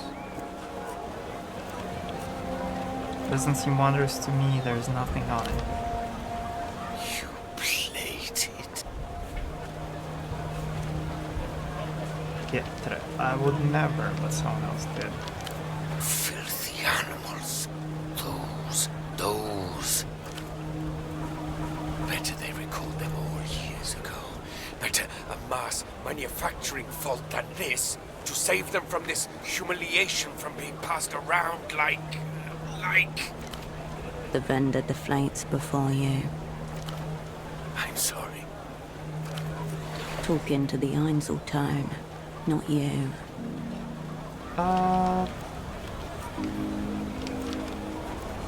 What are you talking about?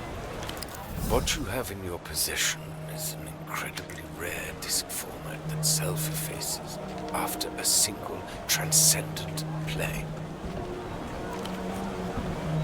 Now that it's been played out, it's nothing. A desecrated corpse, a necrophile's plaything.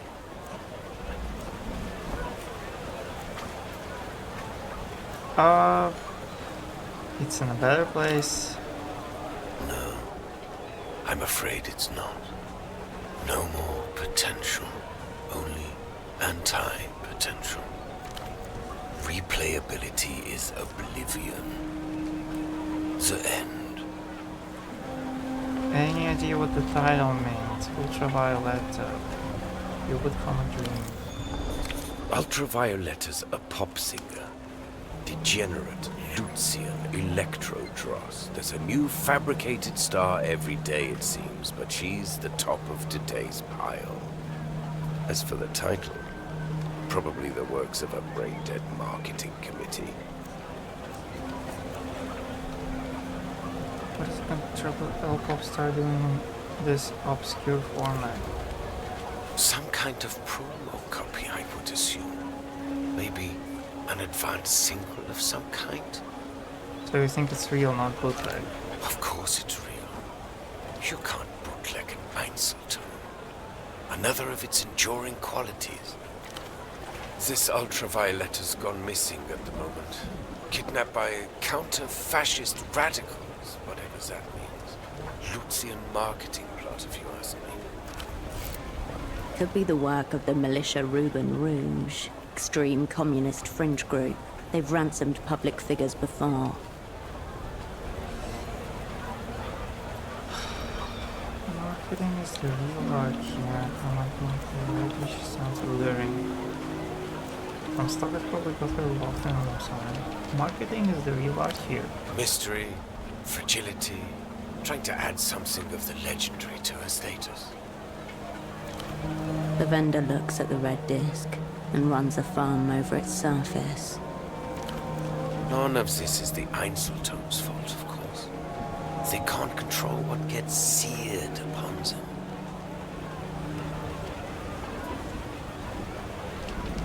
Even though it was empty, I listened to it, made me feel pretty weird. Yeah. I assume fondling a human corpse would also make you feel pretty weird. You did a little of that too, but no need to mention. No, I mean it was eerie. Again, playing with cadavers would be, I suspect. Makes sense. Forbidden media, desecration of a tomb, the broken seal. There's gotta be some way to recover what's on it. You seem to have misunderstood my soliloquy. It's done. Numerous. The beauty and the tragedy of the format. I hope you dispose of it with dignity. I think a private ceremony would be most appropriate.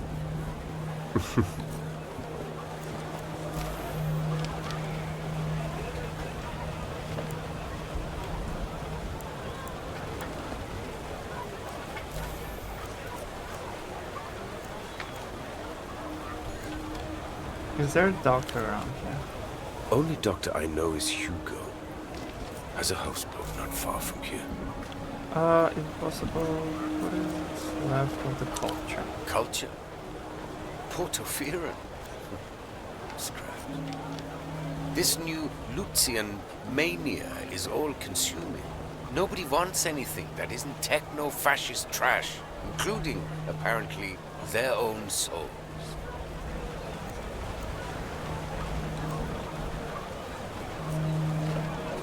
What was cultural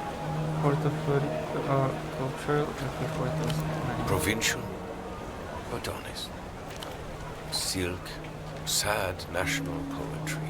Music, the same kinds they play in the so-called developed world, except a couple decades late and desperately effortful. Incapable of competing with Lucian media on the most basic neurological level. That sounds nice. Yes, exactly. Nice. That's why I'll be here. Enjoying the front row seat to the downfall of culture. That is my punishment. Punishment for what? Taste.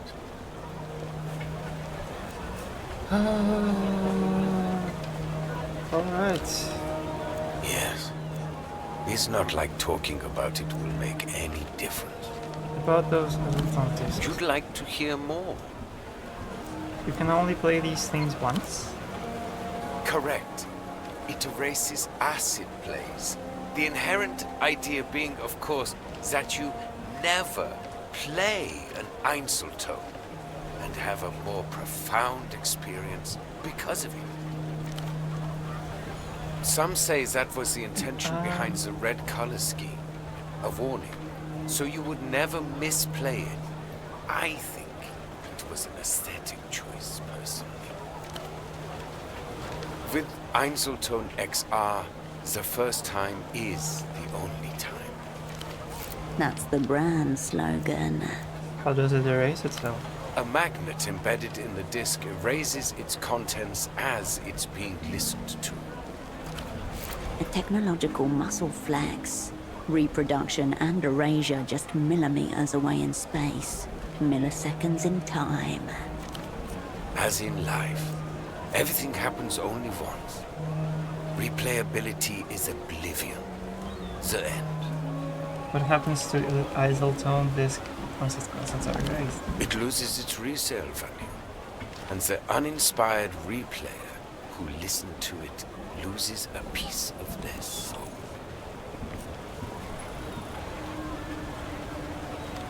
I'm trying to listen to an empty disc because it's again. Would propping your dead grandmother up and trying to have a conversation with her corpse cause psychic damage? Of course it would. Unless you were a monster. Irreparable. Mystery solved. Pseudopod listened to a priceless tape and lost his soul. Yep. What does XR stand for? X remnants. 0 remnants. Remnants, the charge that remains after the removal of a magnetic field, the ghost of magnetic possession. The Einzeltone magnets are so potent that the erasure is absolute. The X is meant to represent the negative, the complete absence of sound or visual. This was a very conceptual time for storage media, you understand? I understand. Court of Pharaoh at the break of the 60s. A teenage boy sits on his bed and gazes at a full-page magazine ad for a brand new single-play format. The crimson of the disc spellbinds him. Excited thumbs leave sweat prints on the page. Below the spotlit red disc in bold-faced text, with Einzeltone XR, the first time is the only time. The boy's lips trace the words in awe. It was a very beautiful time, too. So, have you ever actually listened to one of those discs? What do I look like to you? A common replayer? The way he pronounces that word reminds you of old religious women, spitting out curses before sanctifying themselves. Isn't the point of these discs that you can't replay them, so you could just be a common player? Oh, so you're a semiotician now. I own several, if the word ownership applies to such a delicate relationship, but I would sooner molest myself than an Einzeltone XR disc. What's the point if you can only listen to it once? You can imagine the use cases yourself. Rental markets, promotional copies, that sort of thing. The technical origins are trite.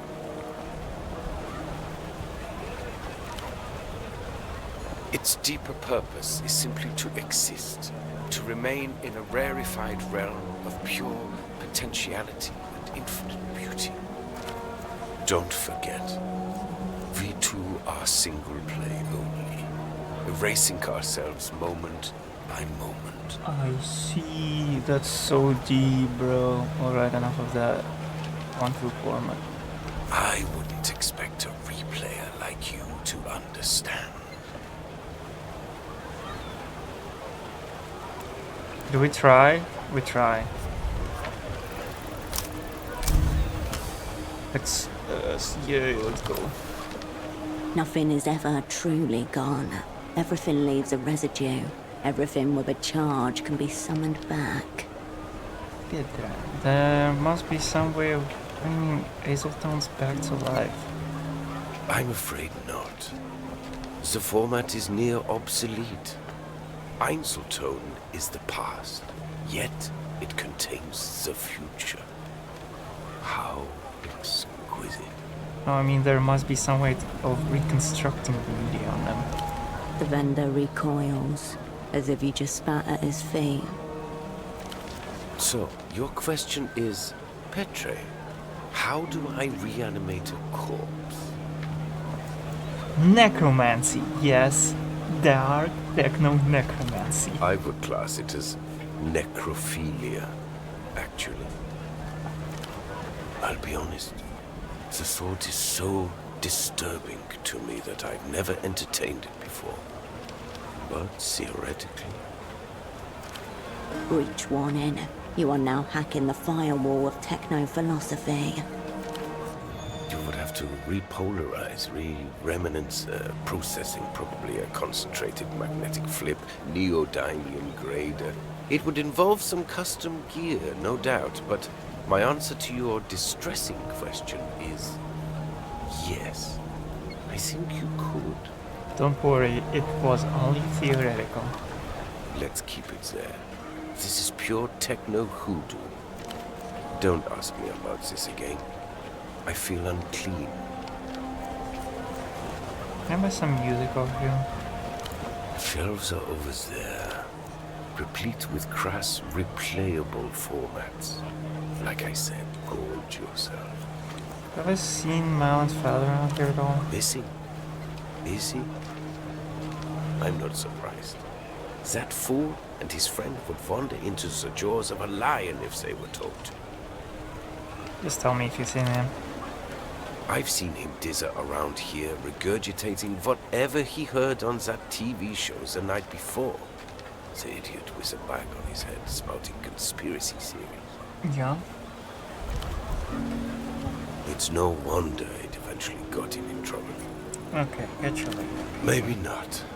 The bazaar is closing up soon. Another day, another cultural molestation. Okay. Music for sale. A low, tilting shelf marked in heavy block letters. Despised subgenres. Candy shells. Various sections are separated by narrow plastic dividers, each one labeled with the same neat script. Look at the clothes. A baffling assortment. Hairdresser music, children's choirs, self-love anthems, opinionated female vocalists, and too many keyboards. The labeling and sorting is as meticulous as it is uniformly disdainful. Middle section. More labels. Falsetto-centric. Made for pederasts. Made by pederasts. Pretentious time signatures. Yodeling, ululations et al. The section Weaponized Boredom includes such titles as Music for Dentist Waiting Rooms and Narcoleptic Landscapes, both by Eloisa Alba. The care placed into the organization is itself an act of love, performed hatefully. Look at the disc in the back. A single label fills up the entire back row. L-pop. You feel the media vendor's eyes on you as you flip through the offerings.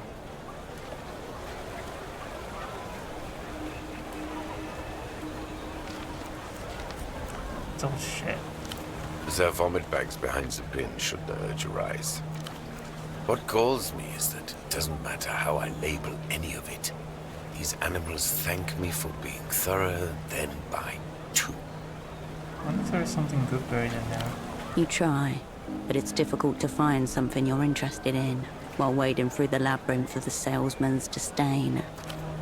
Whisper funk albums, kazoo devotionals, a breakup/meditation EP, an album cover where the singer hugs themselves in the mirror, track lists with 9-minute-long affirmations, a solo project described as ecstatically celibate. Almost as though you already knew what you were looking for, you turn straight towards the Made for Pederasts section. Wait, what? You pluck out a disc, ultravioletta, cover the moon when I'm gone.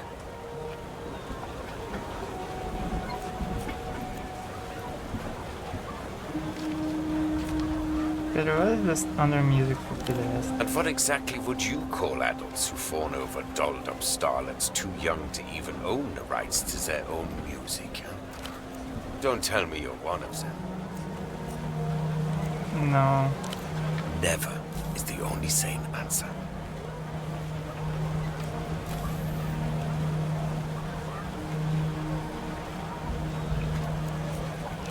You turn your attention away from the shelf. Maybe some other time.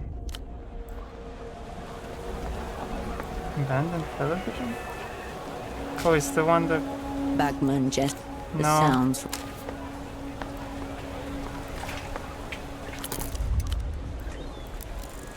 As for boxing lessons and protein powder, cluster together safely. No? Whoa, whoa. Wait. Oh, I see. An ad for secondhand pelota equipment. Mark. Whatever. Oh, ducks. Prima hundreds. Broken bird cage as it crushed from the window above. A filthy flyer glued to the wall.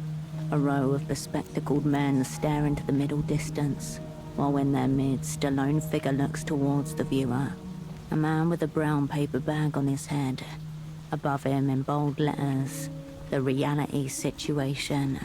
Look closer. Yellow text in black and white. Tune in. Everyday coverage.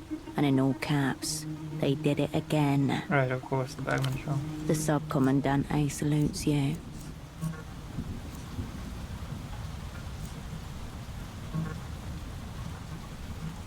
I got a pretty good grasp on reality already. His stare seems to say, so you think. He promises myriad truths. Grey, terrible. Hold on. You know what could use a little more reality? What? That big blank wall next to your bed. I'll take it just in case. It's been adhered to the wall with blue reusable adhesive. Sticky, easy for quick installation and removal. You're able to get it down and rolled up without any difficulty. Hello, guy. The Guardia Municipal officer is intensely scratching at his neck. As you approach, he wipes his hand on his trouser leg. Hola, miss. Hope there's a reason you've stopped an officer while he's on duty. Just enjoying a stroll. No better place for that. Officer Morito, agente coordinador for the Guardia Municipal. Do you need help with anything? Did you know that Malon's father is missing? The kid's still showing that photograph to anyone walking by, is she? He is missing, yeah. She tell you about the whole payphone thing too? The one her dad was obsessed with. Seems far-fetched. I'm sure there's better explanation. Of course there is. It's nonsense, if you ask Marito. Marito really feels for the kid, you know? Fucking Eno. Filling her head with his shit. No way, the streamer is a streamer. Yes.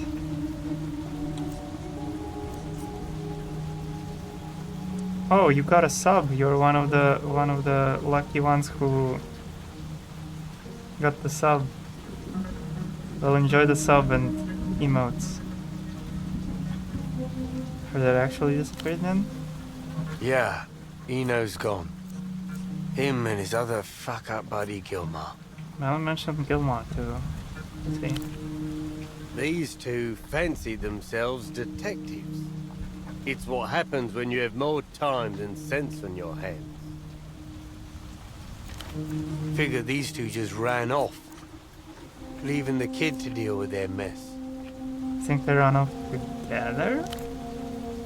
Not at the same time. That would be too obvious. Eno reported Gilmer missing about a week before he disappeared. That's a lot of skepticism around reported and disappeared. Way I see it, they started planting the phone story weeks ahead of time as a cover. Planned the whole scheme. Yes, I saw the teaser. I started streaming right before the teaser dropped. I was predicting Cometa sponsor in season 8. It should have been season 9 sponsor. I don't know why they didn't do it as season 9 sponsor, but eventually it became season 11 sponsor. What for? Got two theories. Debts is the obvious one, of course.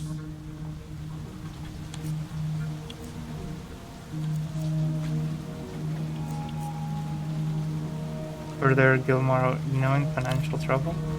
It'd make sense. 80% of all disappearances are debt-related. The other 20's mostly divorces, especially when a boat's involved. So you don't know if either of them were in that.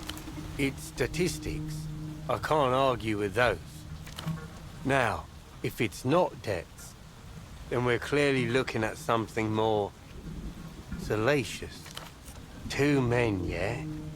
Old friends, close friends, detecting together. Forbidden old man love was not on my list of theories. Whoa there. No need to get explicit. I don't need the image in my head. I predicted the spatials in season 12, but I guess it's a season 11 then. And what do you think about spatials theme season? If it comes with a space map, it's gonna be peak. If it does not come with a space map, the finals is dead. You looked into this suspicious payphone, I assume. Can't. Payphones belong to Renotel. So what? It's private business. The Guardia Municipal doesn't have jurisdiction to look into that. Sure, the GM wouldn't want to start breaking the rules. If even Maurito starts acting like a common truant, then it all falls apart, doesn't it? Doesn't it? The law's not perfect, but it's there. Hard to argue with a non-existent point. How well do you know Malin? Not well, but I've known her a long time. Eno used to bring her here as a toddler. Let's talk something else. Sure. Don't need to dwell on this sad mess. I should get going. As you step away, the GM returns to scratching his inflamed skin. We're supposed to have new arena and maybe also compact arena. I thought compact arena was a season 12 thing, but probably. I hope they add some new specs or gadgets or something like that. Because if it's just a new map, then it's a little bit sad. Refreshments are lined up like brightly colored soldiers, neatly regimented behind coiled springs.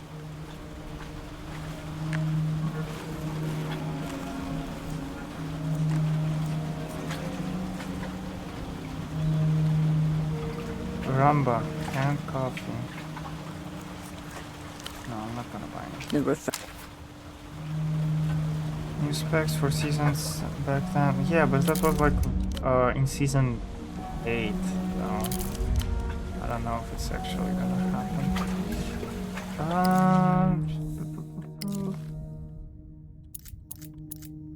Consume. Let's see.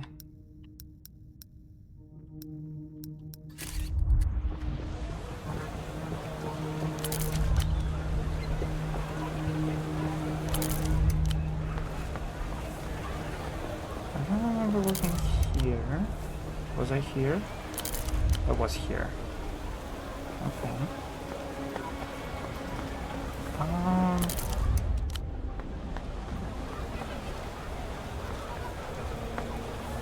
guess I can't do anything.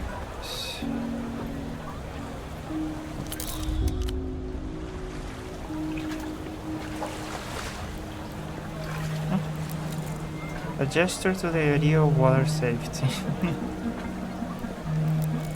Honest quantity of tape. Abstract but still humanoid. Ah, coffee.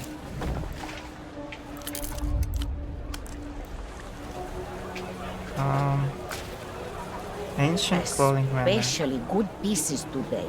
Many wearable items. The old woman glances at you before returning to her magazine, its pages wet with rain. Nice to meet you. Carmona has not agreed to be met. Okay. She angles her magazine away from you protectively. Carmona, the name on Pseudopod's purchase order, will double owes this woman a minuscule shipment of socks. Was my colleague here by any chance bound jacking glass of picking the socks? You're working with that nice boy? The sock seller? Her lips shrivel. and her eyebrows descend as she takes you in properly. He was dressed so nicely, standing so straightly, polite. Had Carmuna thinking that there might be hope for us in Kohila. But you don't look super block at all.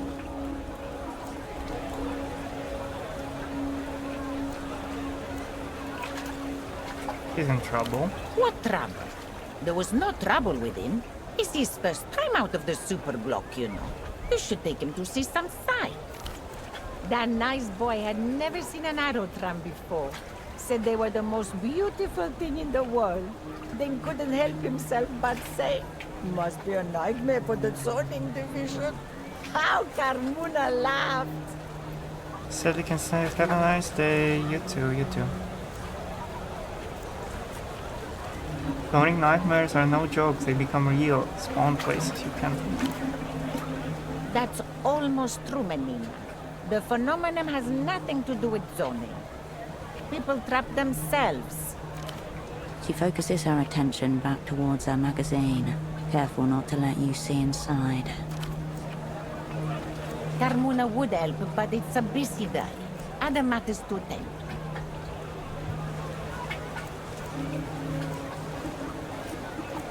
What are you hiding in that magazine? Quiet, Menina. Does Carmuna blurt your business? Who are you, anyway? She ruffles the magazine angrily, then looks up at something behind you.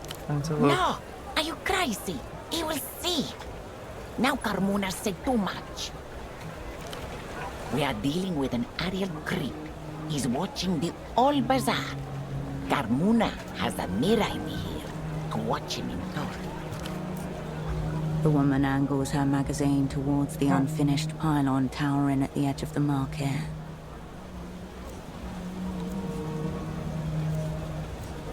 Looks like he's about to jump. Looks like he got some equipment in there. He's screaming for higher powers. Let them come, Menina. Carmuna prefers soldiers to spies. Used to give him what for whenever we made eye contact, but he was unmoved. Very suspicious. He is creeping, keeping watch on behalf of Polaris knows who, monitoring our ways. He's spying our comings and goings. Carmuna will tell you all about your nice boy if you go find out why. Sounds intimidating. I'll go and find out what he's up to. Be careful, Menina. Don't mention Carmuna. Go through that gate just south of here and keep going down. You'll get to him. And what's this? She looks sideways at the disc, shakes her head. It's a disc. Ask the stall owner with the disc, not the stall owner with the clothes. Yes? Okay. Bazaar's closing soon, Menina. Don't forget to check the racks. I will. A row of mismatched polygon wire hangers.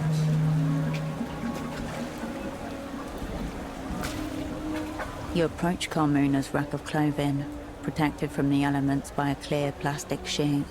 No two pieces are alike. Second-hand olds and newish fakes. Tushin has a short memory. Anything worn long enough to have been faked is already ancient.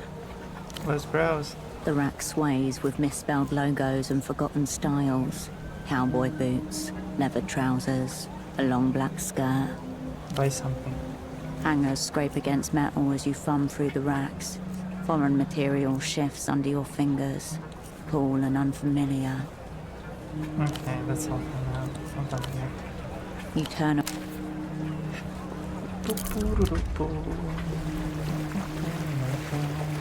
The gate is bound to the pole by a thin steel chain. The gap between leaves little room for passage. Only ghosts can pass freely between such crevices. Open the gate. You push the gate. The metal creaks, but it doesn't move. It's held fast by a rusty chain. Double requires chain guards. Cut the chain. I don't have a chain guard. Expect the chain. Rust speckles your fingertips. A system compromised at the subatomic level. The gate creaks in the breeze behind you.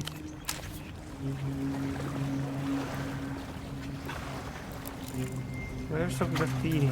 There's Sector 4.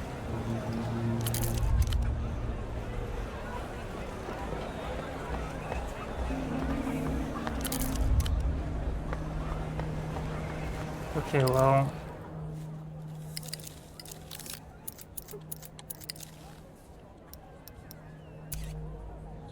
What do we have here? White checks.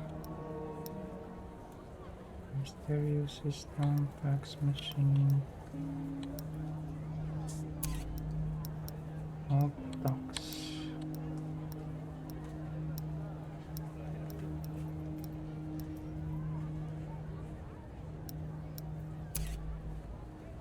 What's up here? Vending machine, boatman. Oh, you can fast travel. I didn't know that.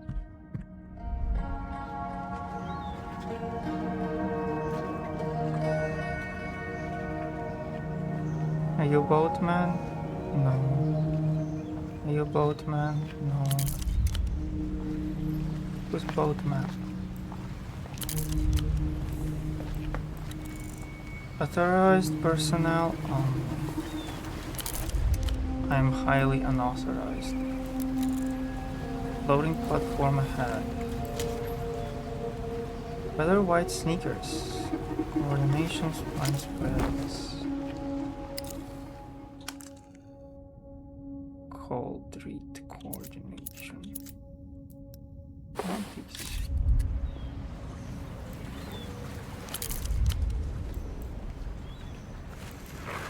No.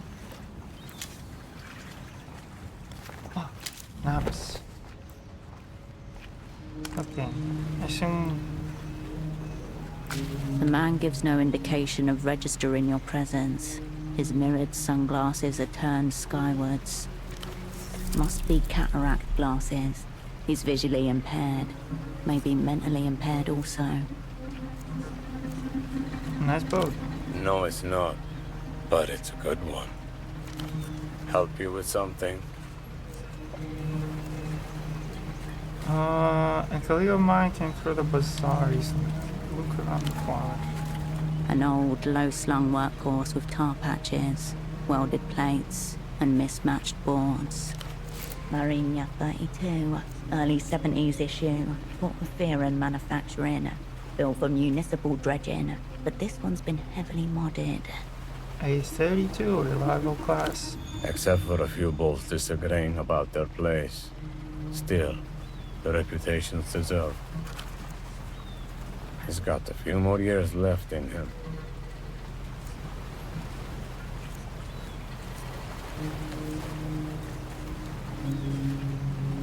What's your name? Boatman. Let's try again. What's your first name? Boat. You know where this is going, right? You're not going to just walk into it. Alright, and your last name? He stares at you and keeps staring at you. Man. The shadowboat man. I enjoy that. Anyway. A lot of bootleg goods here. Where they come from? Depends. Some are produced locally. Textile's the easiest to replicate. Got some artisans in Hill of Pigs. Other things, like toys, need to be brought from abroad. There are small manufacturers scattered along the Nos Correntos coast. Families with dresses, off-book factories. Other crates have to cross a few borders. What about real losing goods? How they get here? Easier than you might think. The Lusians, they don't mind a little cultural leakage these days. Guessing Portofino Sport authorizes are into it too. Authorities, So oh my long as god. they get a cut. Foreign regulations have made that part trickier. More eyes, more signatures. Treaties, obligations to foreign banks and bureaucracies, third-party audits. all part of joining the developed world. And how did this all begin? At the hands of some enterprising people. A few tarps in the dust, and word of mouth. I'm sure there's more important things for us to discuss. Yeah. Sure. A colleague of mine came through Bazaris and I think we two talked. A colleague. Go on. Stock merchant from Superblock. There's a lot of coming and going in the bazaar. I don't get paid to keep track of it. A decent performance, but you have notes. Pietra said you pretty well acquainted. Did he? Ah, right. The twitchy communist. Now I have him. Yeah, your colleague was here. As you can see, he isn't now. What did you and my colleague talk about? Socks, mostly. Not really my province.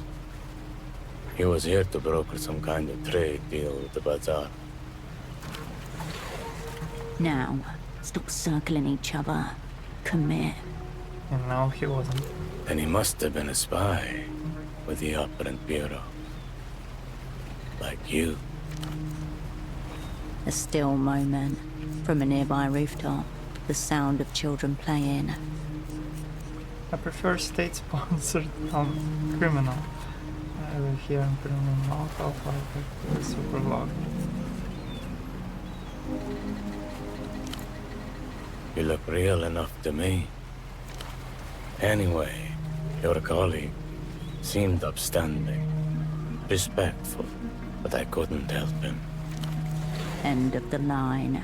The pseudopod terminus. He bounced off this man and landed somewhere in oblivion.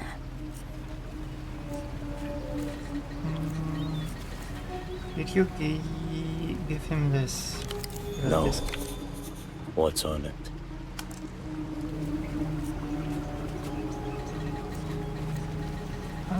But they said it was ultraviolet, but the red one.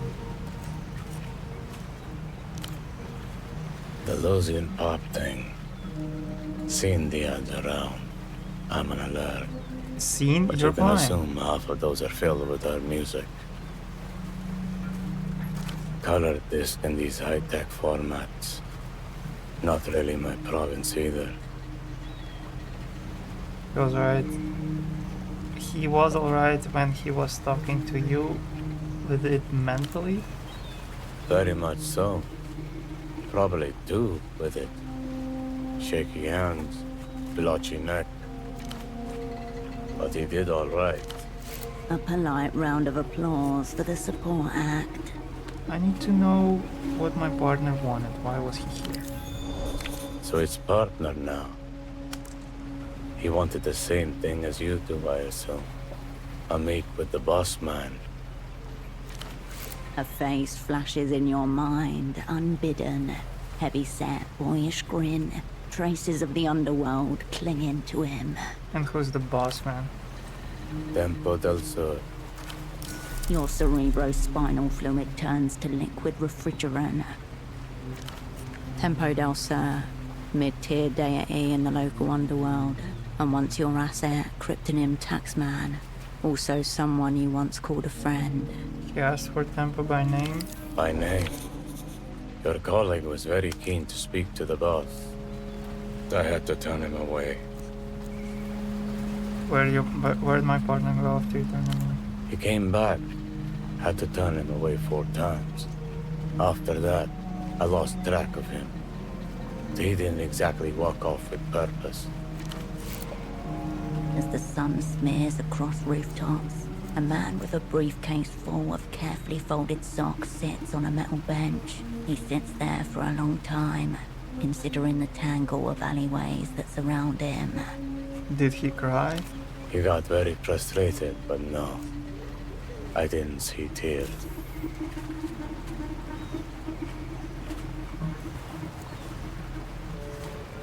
Where can I come from? Bossman is the bazaar.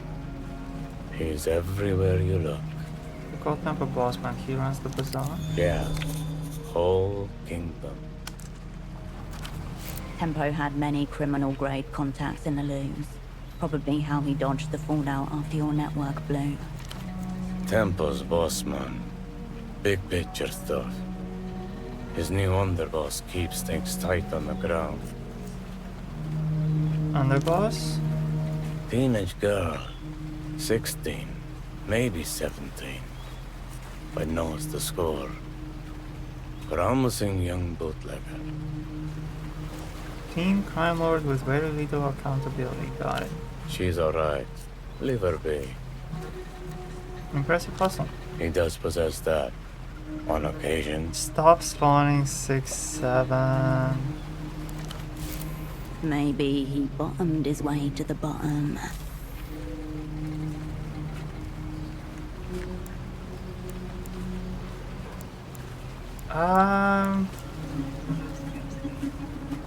Let's try. Okay. Because his name is Pseudopod, and the hushed arena awaits a different spy. Turn my colleague away because he wasn't me. And who are you? He's going to make you say it out loud. Cascade. He nods slowly. You catch an impression of his eyes as the light hits his sunglasses. Tempo was very specific. At least he was to me. Cascade or nothing. He didn't want the opera. He wanted you. A rough voice down the splintering phone line. No silly cunts. Cascade only, person to person. Cascade or nothing. Shards of both past and present collide. In the wreckage, Not a jagged shut pattern up. forms. Aurora, shut up.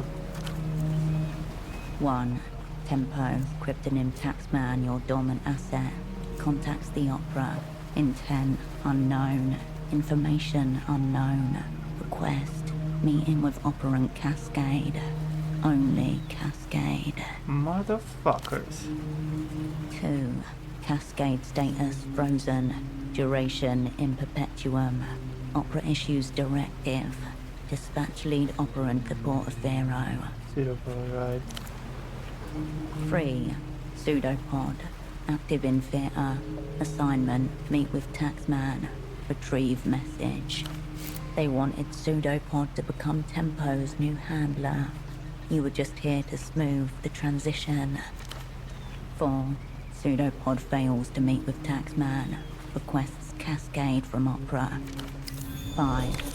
Timeline disrupted. Movements unknown. Pseudopod. Status changes to lost. Then I entered stage, right? 6. Cascade. Status changes to reanimated. Operant arrives in theatre. Unbriefed. Unassigned. And... In the midst of dissociated episode. questions coagulate. But at their center, a truth catches the lie. This is my assignment. Here's how I see it. Or maybe, how I don't. The weeping eye coming heavy. Start cracking skulls. Tempo gets a wild look in his eye and follows it out the door. You two spirits appear out of nowhere, full of socks and half stories.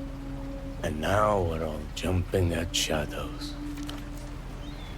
I'm Rustami, brought up to follow codes. I can't follow a code if I don't know what the fuck's going on. I hear distant thunderbolt, man. Shadow on the sea line. Is that what's coming next? Feels like it.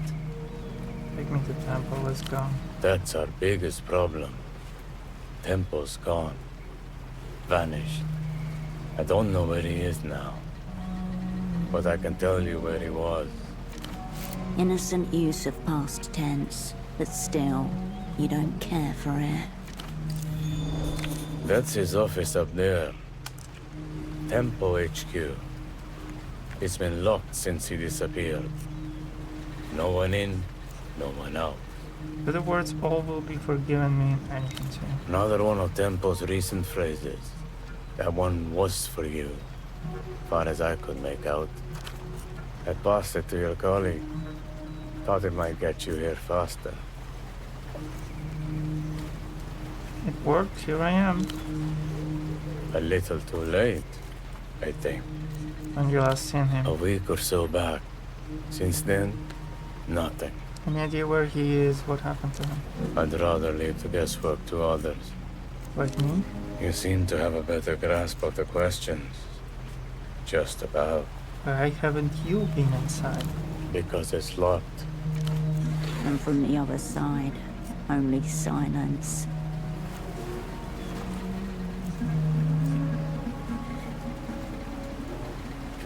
You don't want to know what's inside in there, do you? There's probably nothing in there but some accounts and a dusting of blood. But it's the noise that gets you. I'll get in the office. When you're done. When you're done. See you around. He lowers his head in brief salute.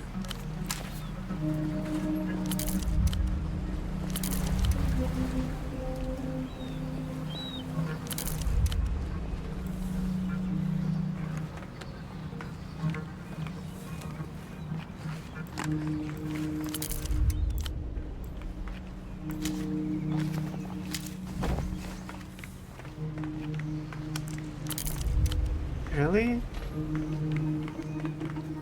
F6. How do you lower Del? Delirium? Oh.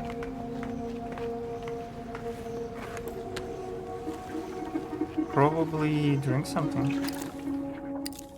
Maybe I even have something to lower it. No, this gives delirium. This also gives delirium. Cigarettes. Lowers delirium.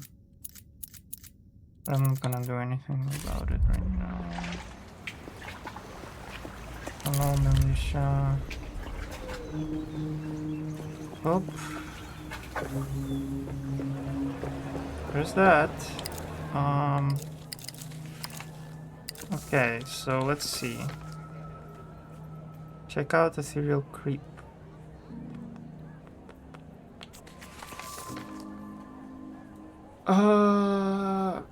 Recommend Dr. Hugo houseboat west of the bazaar.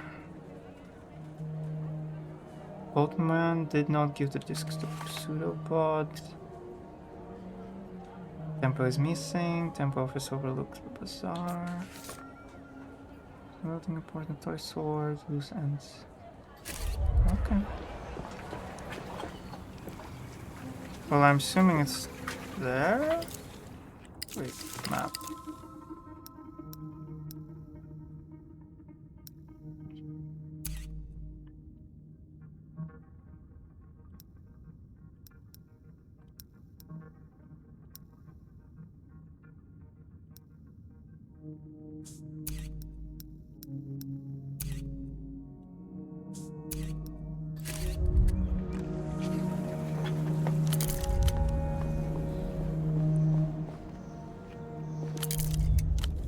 Ledge. I can't get to it. Got it. There's enough space beyond the railing to walk along the crumbling wall.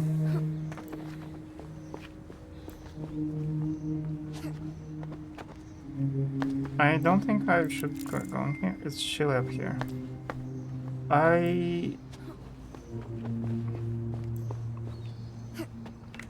What did you see? What? No. Give it back to me. You had a thought just now. You stop and take the world in. A figure jittering on paws. Nobody looks up. Nobody asks why you're here. Nobody waves. 100 conversations blend into one. A slow, warm river carrying you nowhere in particular. Have a cig. The tobacco crackles as it catches fire. You take your time with the first inhale. Smoke rises above the vendors, the walkways, the loose brick and smashed glass. At some point during its ascent, you lose track of it. The world seems somewhat more kind, or at least less hostile.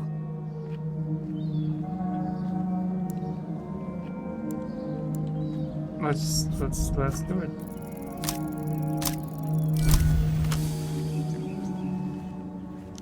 The bazaar stretches before you, a living, breathing river of color, plastic, textiles. A child zooms past with a toy, a plastic wolf with glowing electric eyes. 2 stalls down, the hum of an old disc player buzzes out into the crowd. Further down, a woman with red curls haggles with a vendor. Towards the toy farm. A handful of kids crowd the stall, faces lit by the multicolored glare of Lusian electronics. Shouts of glee follow the report of a toy gun.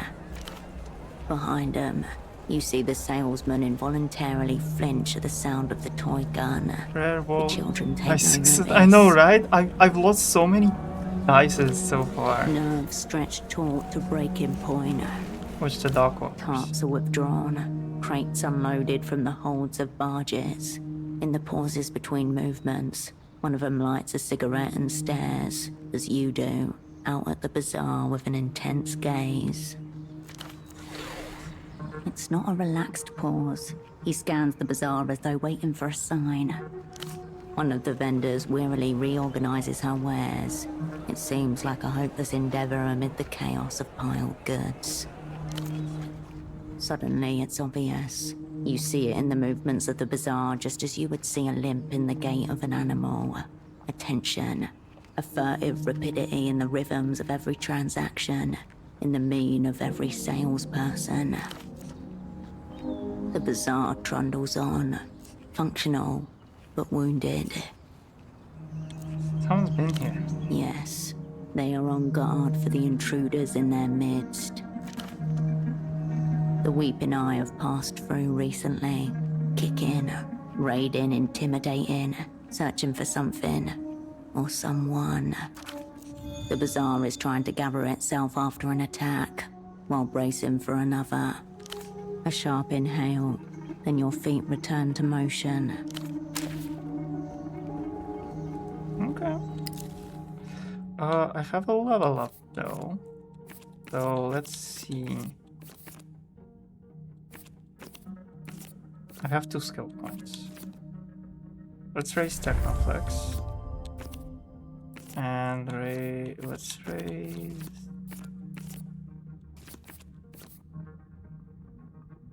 Shadowplay.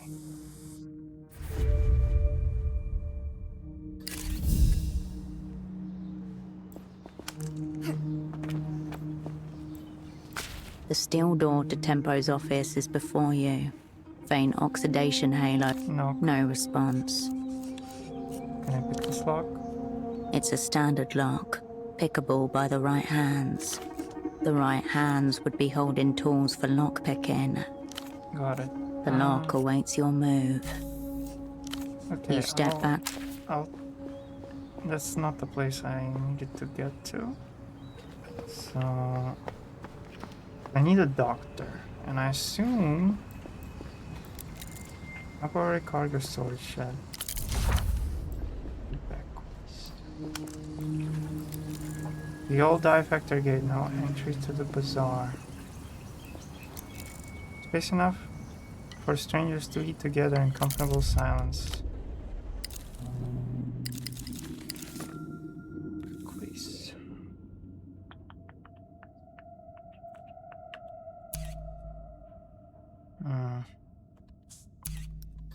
Doctor should be somewhere there.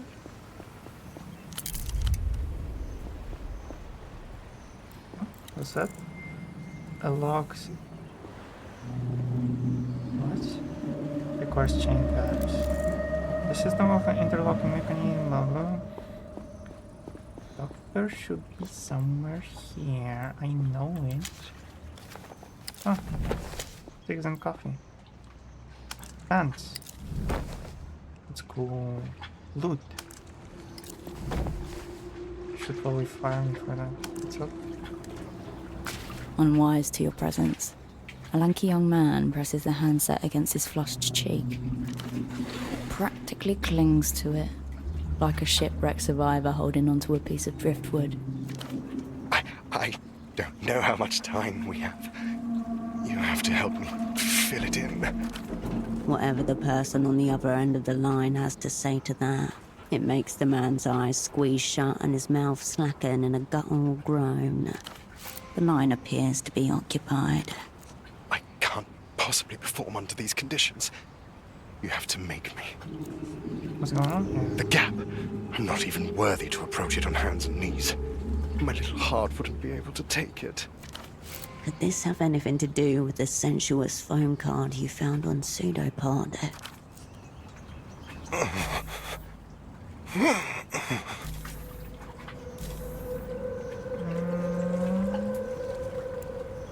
Make an assessment of online fog.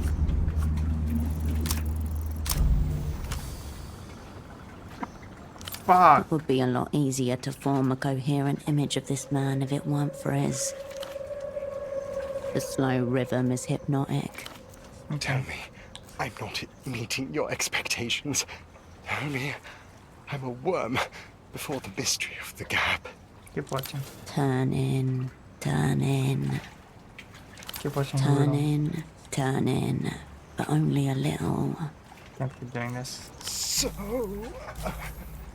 close. Okay. The air fills. Let's pause for eavesdropping. I see. E6. Yeah. What is that? Coordination. And what do I have right now? Doppelgang. Oh.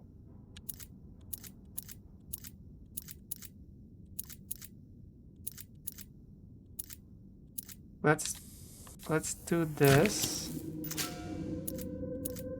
And then this.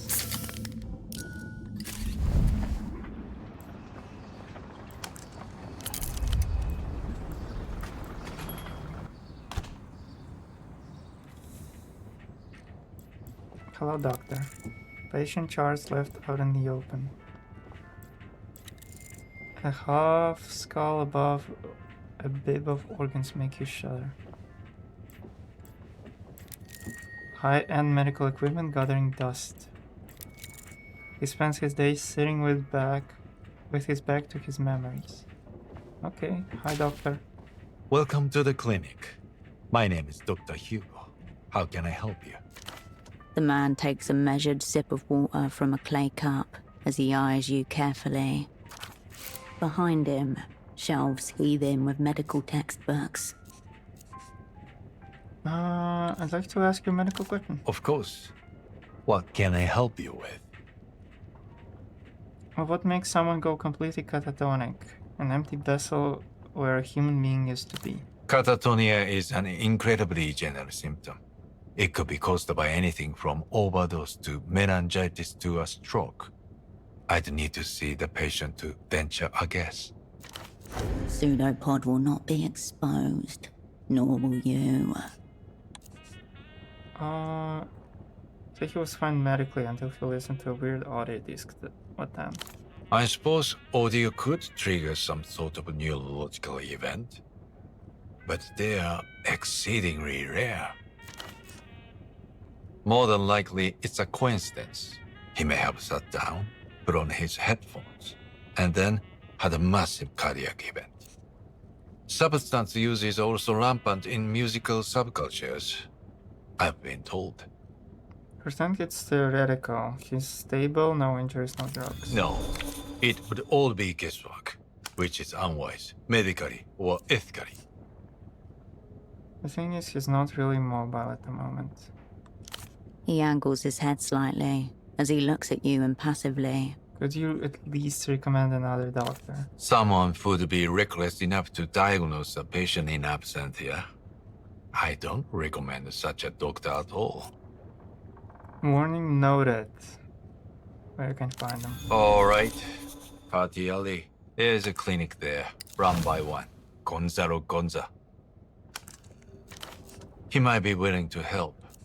Frankly, you two may even get along.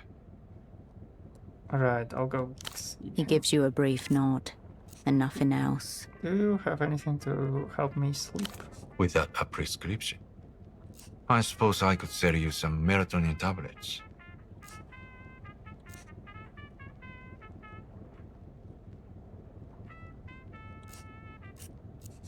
I've never seen a clinic on a boat before. Yes, it's different, isn't it? I find that it is much easier to connect with my patients than it was at my old practice in Sunset. The Sunset is an upper-class district north of Keysark. A great foal for someone of his professional stature. The heavy floorboards are spotted with motor oil and boot prints. Seems fine enough. Yes, well, it suits my purposes well enough. The floorboards groan. The hole scrapes the side of the canal. Do you see a lot of patients all the way back here? Oh. Mm-hmm. You can just make out the sounds of old men talking, though the words are indistinct. What sort of things do people come for?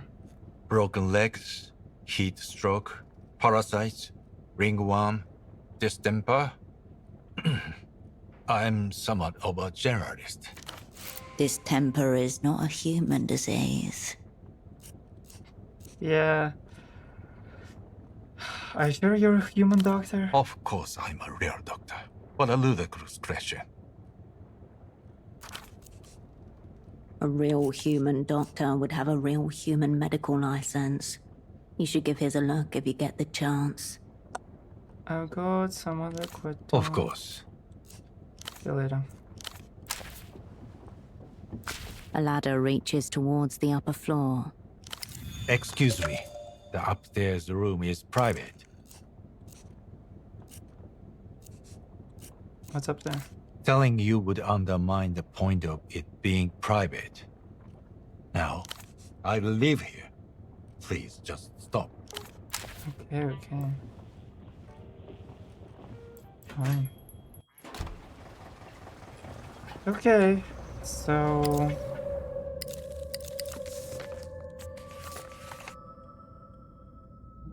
Dr. Gonza, Party Alley.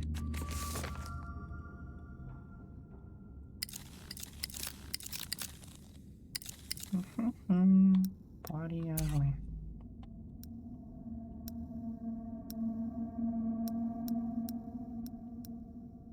Gonza Clinic.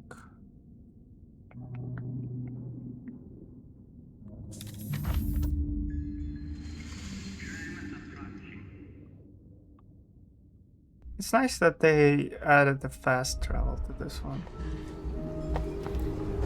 So it's a bit weird because I have never been here and I can't fast travel to this place. Like, what? Doesn't make any sense. Pokemon run across the green. Like, okay, I've been past... No, never mind. Where the fuck am I?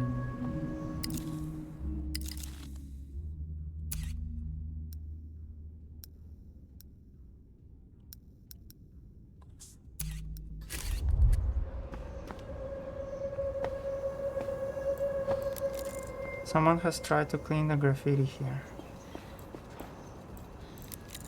Tiny prison bars. Right. Anyway. Well, since I'm already here, might as well. An assortment of junk mail.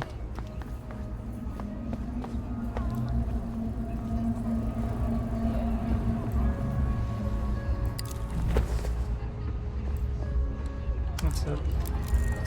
Many tears have been spilled here. And imagine, for you. Visioning teenager. The boy shifts in his cocoon of mismatched fabric. Heard there's a doctor around here, you know one? There's a weird one in that clinic right there. Really weird. Good, I need weird. Cool. What's your deal? I don't know. What is there to do around here? I don't know. Doesn't know much, this one. I mean, what do you do for fun? I hang out like everyone else. What? Later.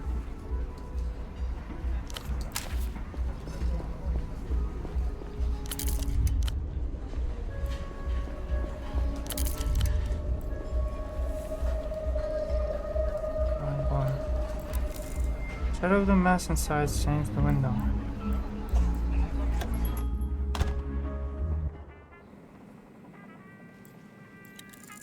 Officers have taken over place with the patients in the office. The diagnosis line reads closeted homosexual. Not one step further, bored scum. I'll do it. Okay. Coiled, finger in the safety latch. I'll enjoy it too. I think I can probably come just from watching the trauma sink into your face, right before the oxygen stops reaching my brain for good.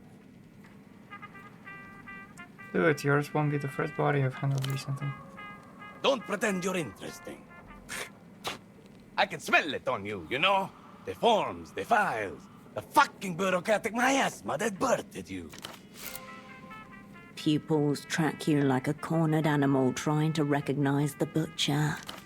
So you're talking to your little colleague out there. I know you're from the medical board, and I know he's been watching me. Little colleague? Pathetic. Did they even train you? If you're not bored, which you fucking are, then go and deal with the stain of narc shit lurking outside. I know that scarf of his is a fucking wire. You mean that kid with a scarf? Kid? That's a 40-year-old man with a severe deformity. Terminal virgin, too. Stench of xenophobia all over him. No one takes down Dr. Gonzalo E.S. Gonza, except Gonzalo E.S. Gonza.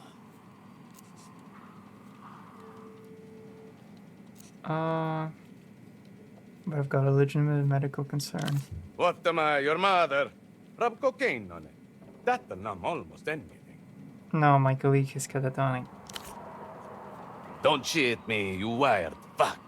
You and whoever's listening are not going to lure me in with ethically stimulating cases again. Fine, I suppose I'll try to talk to Hugo. Hugo Abbe? That dry-cocked, rules-loving traitor? Good luck. You'd be better off asking the vegetable. What exactly do you want me to do about the bored narc? His eyes. Bring me one of his lying, scheming, bored narc teeth. Wait, one of the actual teeth?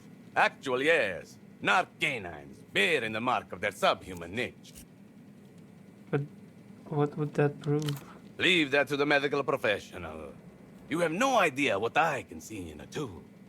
If I had his spleen, I could tell you how his dog mother conceived him.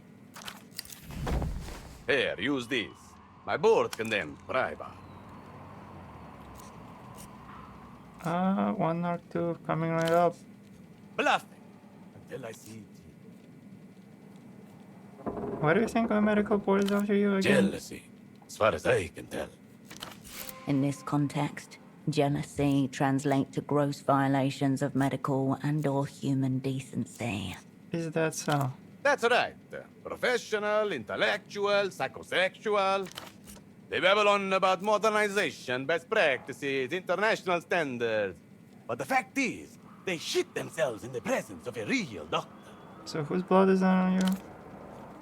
He looks down, vaguely surprised, shrugs. You never get credit for the blood you leave in. About this bored narc. Don't you fuck with me now. He's a strange... Oh, he's a teenage prostitute. Didn't exactly confirm, but I could tell. Yes. I suppose I could see it. A fit. Easy to rough up. Not mutually exclusive, however. Likely, in fact. They flipped them right there at the STD clinic. Okay. Still looks pretty whole to me. It's delirious.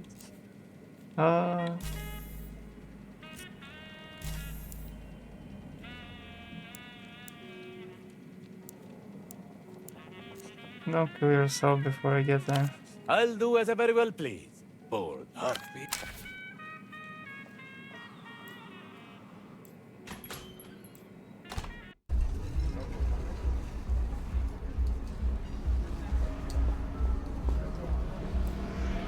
The teenage boy nods hesitantly as you approach. About the doctor again. Yeah?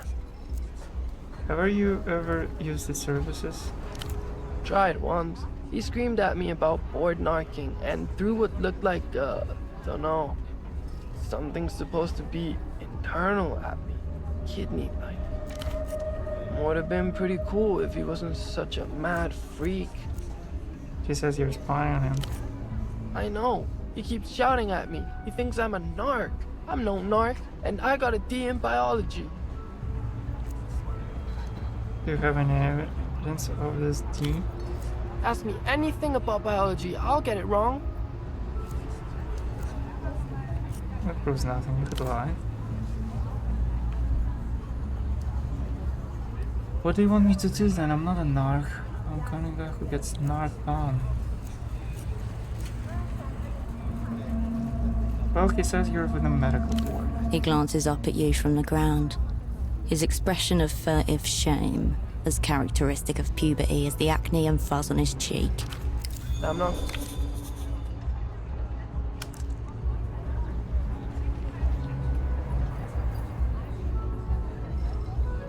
Well, I need one of your teeth, otherwise he'll hang himself.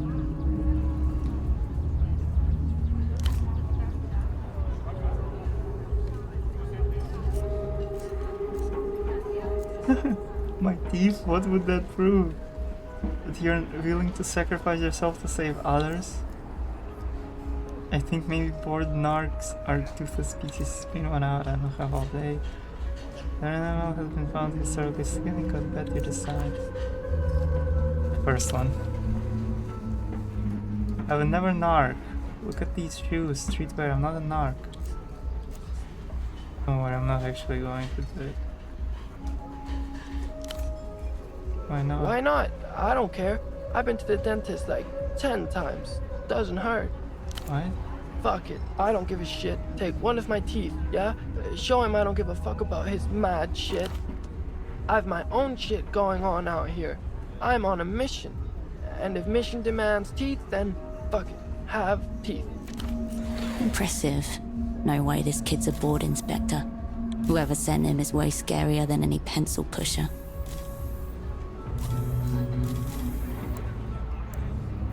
Okay. Oh man. What mission are you on? Who sent you? And I don't know. Will we ever get a lucky dice tonight? Let's try it. Fuck it. Of course. Look closer. Scrubbed hairline, reshape the knees, dental capping to mimic adolescent calcification. Maybe Gonza was right after all. Shit. You're being outproed by a minor. Okay. Brace yourself.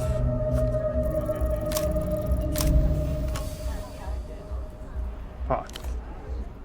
This is low. Very low. Just close your eyes and swing it. Ow! Ow! Oh, shit! You didn't even get one! Shit. Those things are really in there. Maybe Gonzo will count the attempt.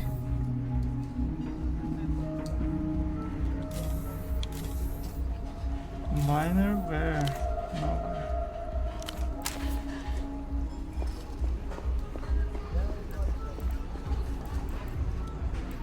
Okay, let's try it.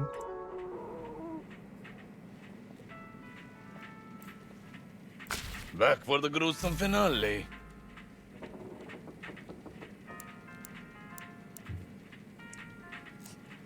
I'll do. Okay, whatever.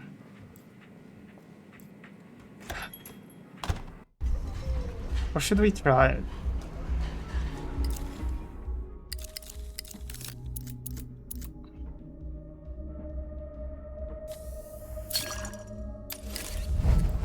You know what? Let's try it.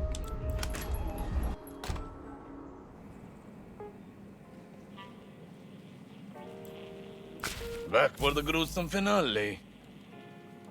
50-50. Let's go. Oh my god. Fuck this shit. It's Touch the bottle of bureaucracy liquor from versus the insanity. desk. Yes? You want to pour narc? Watch this. You lift the bottle to your lips. Your gag reflex activates. You puke into your mouth, swallow it, almost puke again. Ha! Pathetic. I have seen actual children in Party Alley consume drugs with more dignity.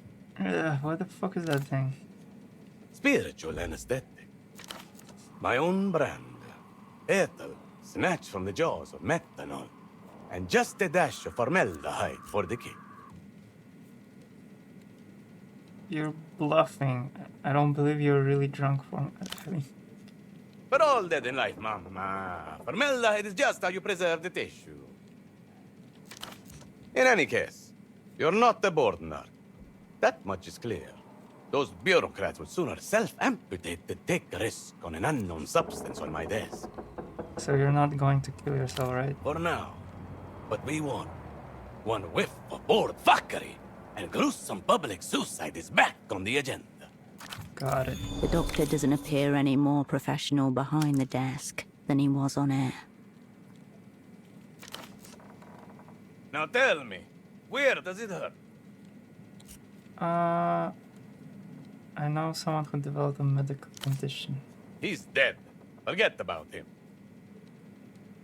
No, that's the thing. It's not that. He's comatose, totally unresponsive.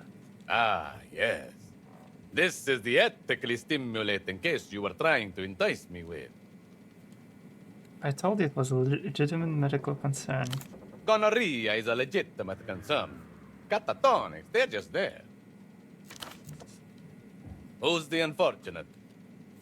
Some loser who couldn't cut it. Evidently. Gut diagnosis screams ketamine binge, but I'm keeping an open mind. Any signs of injury, self-inflicted or otherwise? No visible injuries, eyes open, to reaction. Good start. Anything else? He was listening to a strange disc. Strange how? But it's an Azelton for one. Ugh, who cares? Show me. Ultravioletta. Well, there it is. Mystery condition solved. I'm not sure pop music what was actually on it. Of course it was. This is a clear-cut case of LAS. Libidinal atrophy shutdown syndrome. Affects terminal virgins, unlaid husbands, and men exposed to overly uterine music. Tea drinkers too. What's wrong with tea drinkers? Fuck off! That is definitely 100% a real condition.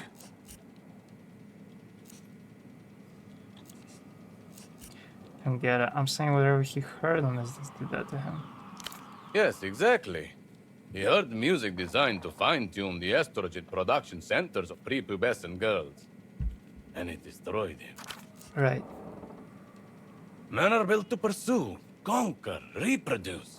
Ergo, per annum, a quota of fucking must occur.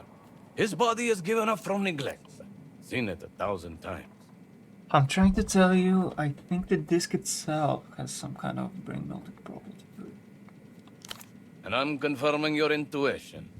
That saccharine trash is absolutely 100% anathema to the male brain.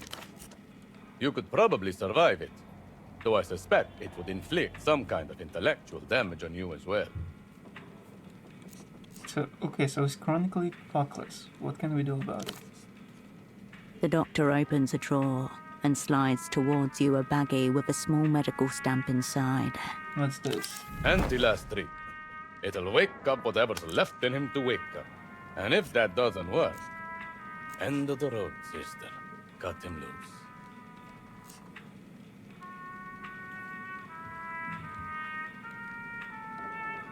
Hold on, what is this? This is a proprietary formulation, soon to be patented. That's as much as I can tell you. Have you tested it at least? I'm on it right now. Home recipe, mama. I can out-erect any man, anywhere, anytime, dead or not. You really think that will work? Of course I really think it. I prescribed it. Easy delivery. Just let it dissolve on his tongue. Good luck to you. You know Dr. Hugo? Was he intensely forgettable? Did any sense of authority flee from him like the plague? Oh yeah, very uptight too. Understatement of the fucking century. Board certified swine. What's the history of his manager? There is no history. Only scientific cowardice put forward by an invertebrate with little to no experience in surgical reality. Sounds like a couple of boys arguing over who gets to play doctor. He plays doctor, I live doctor. That is precisely the difference. Right. There's no point in discussing him any further. Okay. You two used to work together, didn't you? Is that what he told you? Put it this way. There was a project in which I believed us to be colleagues. While, in fact, he was sawing the floor out from under my feet the whole time. He sabotaged you? Yes. We were running a dream study together. Backed by an astronomical grant from those MTER fuckers. I knew they were going to screw us from minute one, but I went along with it anyway. What were you studying? Visualization. We wanted to see what people see in their dreams. Flush with foreign cabbage. I was able to design a custom fMRI headset. More portable than those giant washing machines our rivals were using. And crucially, interlinkable. Enabling subconscious links between several participants, all wearing headsets. Very futuristic. Were they able to peer into each other's dreams? That was one expectation. But the project never got that far. I did at least get to load them all up with modafinil and enjoy Dr. Gonza's subconscious picture show. I'm glad someone's willing to push science somewhere interesting. Most of the cowards are content with fisting guinea pigs or detoxifying leaf matter. The real juice is in intoxicating the population and seeing how long they survive. Why go along with it if you knew you'd be screwed over? Clearly, you don't know the first thing about human biology. How was I going to give birth to my baby without first getting fucked a couple of times? That's real. Yeah, but your baby got taken away. I got to see the subconscious picture show. Who else gets to say that?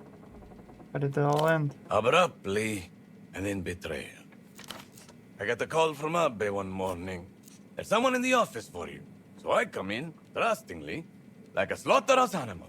And there they are. Let me guess, bored. Bored! They even had the audacity to box up my belongings with their fucking claws before I arrived. Next thing I know, they're boxing me up too. Sad.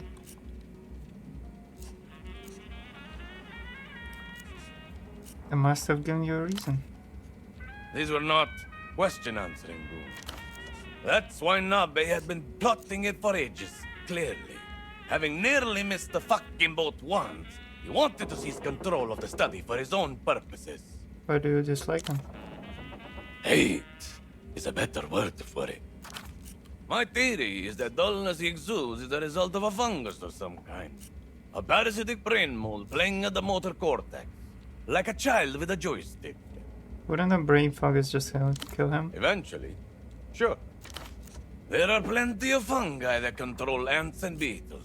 How much more difficult can a mediocre doctor be? Okay, enough about Dr. Hugo. Yes, enough. His desk. The site of some kind of humanitarian catastrophe. The surface of Gonza's desk is buried under unopened envelopes, pill bottles, loose syringes, and pens. Atop the pile sits a child's drawing of a two-headed horse and a crumpled note with a few scrawled phone numbers. The doctor's twitching, though watchful eye inspects you as you scan his mess. What's the story there? Not my kid, before you get ideas. I locked down my own plumbing at 12. Cauterized and triple-tied vast deference. No one's strapping guns out. Some junkie spawn handed that abomination to me after I treated his mom. Zero talent. Why do you keep it on your desk then? Makes the women folk trust me. The non-barren ones, I mean. Okay.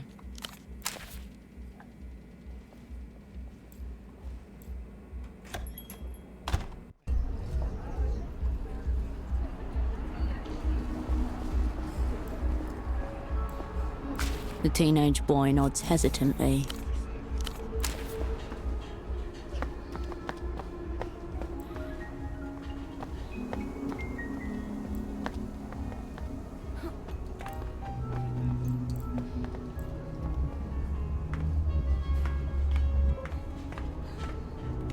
What's up here? I'm very interested. Buddy Pony.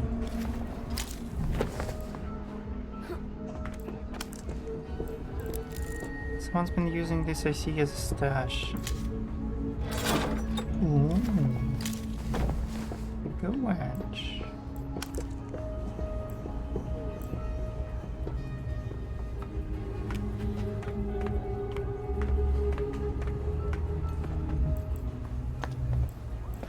I stole someone's cigarettes.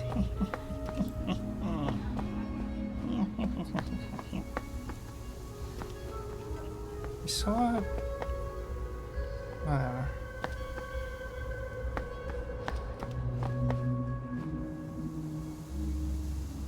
Oh. Deliver high grip tires to more adventurous vehicles.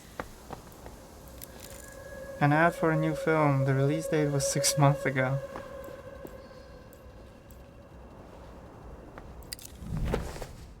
Twinkle lights. Why did I get them?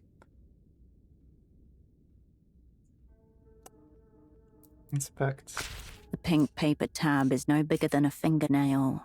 One side is decorated with a simple illustration of a cockerel. What significance of a cockerel? It's right there, in the word of the animal itself. Okay.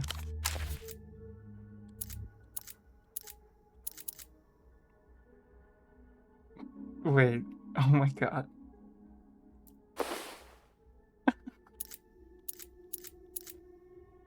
Oh, sure.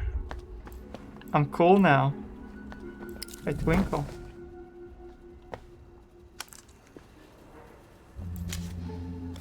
I'm 6. Nice. Who are you? I can do this. I can take you on. I'm your man. I'm your man. The middle-aged man cranes his neck to look at the top of the pylon. You can see the blue fabric of a worker's uniform under his high-vis vest. A familiar dolphin logo on his shirt, peeking out above his arm. Comment to interrupt an affair with a piece of city infrastructure. The man continued. Actually, no. I can do this. The middle-aged man. A familiar dolphin logo on his shirt, Yours peeking out above his arm. That's right. I'm a Renotel man. A certified Renotel repair technician. That device he's carrying is some sort of all-in-one tracker, an intercommunications device. State-of-the-art, wireless, a modern wonder. Do you know anything about the miracle? I would say we're all short of one these days. That must be referring to the Miracle Line. Renotel's longest running and top performing fixed line. Technical talk for landline. It's connected to the network by copper wire. How's it performing so well? That'll be down to Duchess and the service she provides.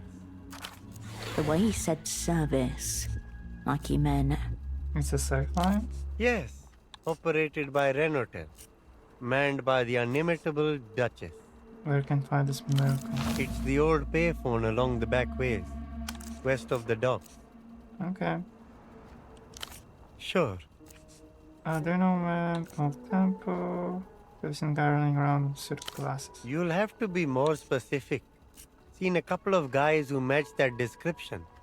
He's got a No, bald spot. I don't think I'm tall enough to see other men's bald spots. They're quite common as well, you know?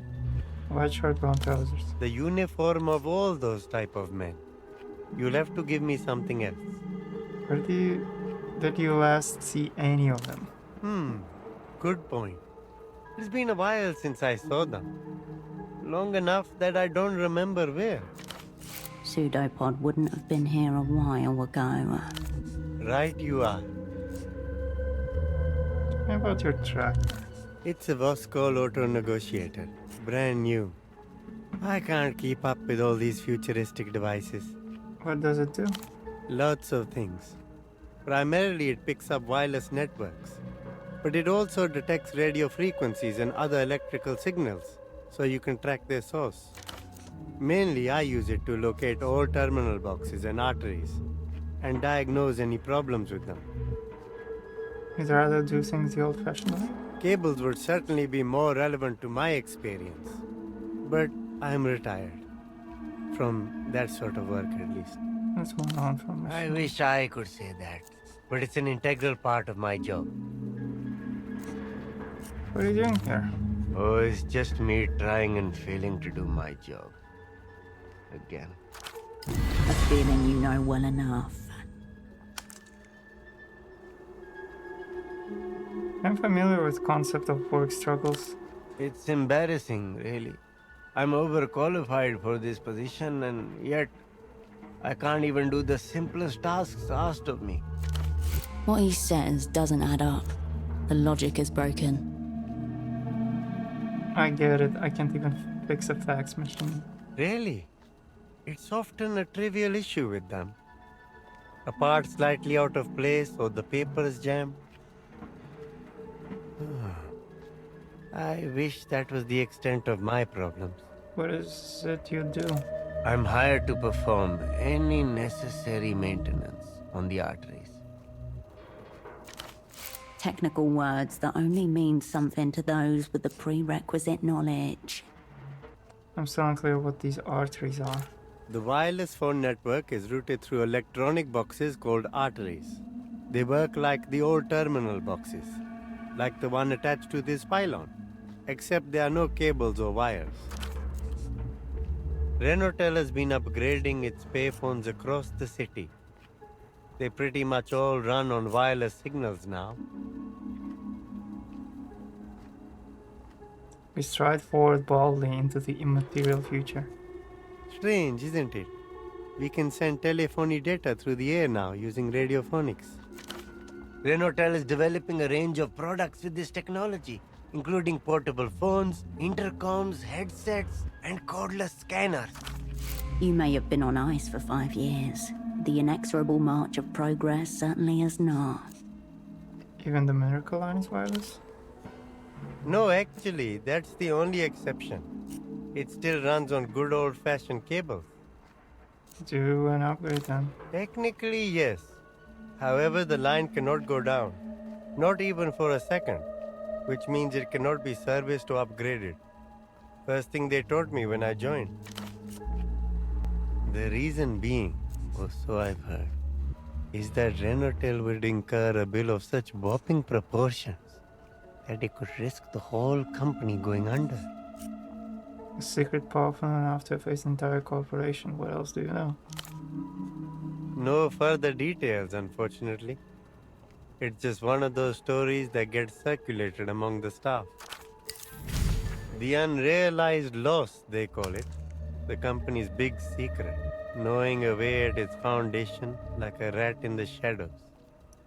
So how do these arteries work? Anytime you pick up a Renotel payphone, the data travels through the air from where you are into one of these boxes and is then routed to whoever it is you're calling.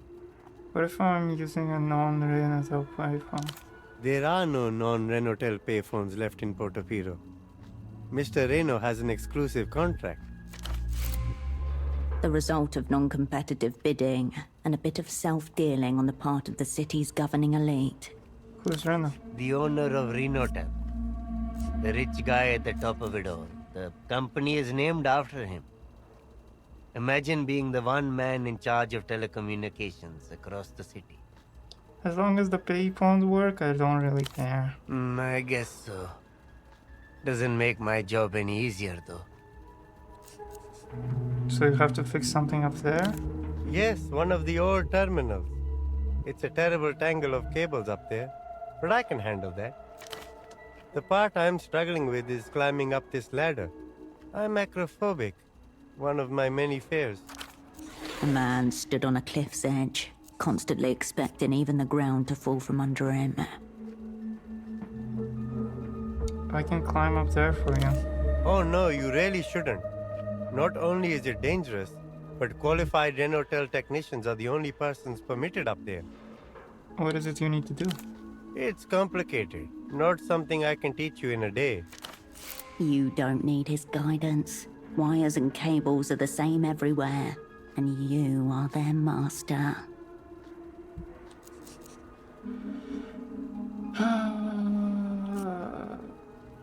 Work aside, what else do we get up to? Not a lot, unfortunately.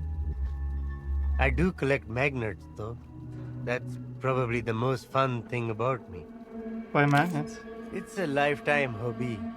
I always carry a few around in my pocket, so I can see what surfaces they will stick to. It's good to keep your brains active in your older years. I've got some years left in me yet, I hope. I'll leave you to it. As you depart, the chant of "I'm your man" starts back up behind you.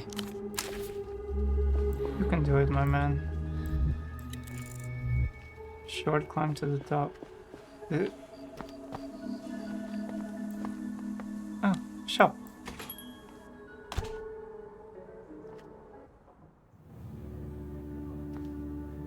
You step over the threshold and into a memory.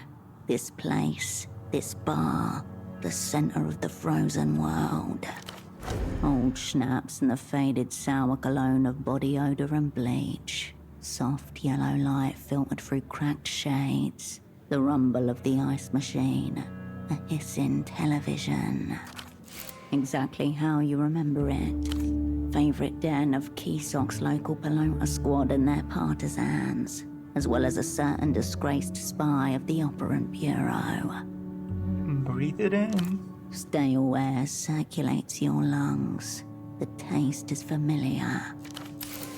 Shades from another time move endlessly across the ancient wood, pickling it with nostalgia. I'll just have a schnapps for old time's sake. Your eye is drawn to the shelf behind the bar, littered with dusty bottles. The best part about this place is that it's open all night, every night. Its doors are always open to you, as they are.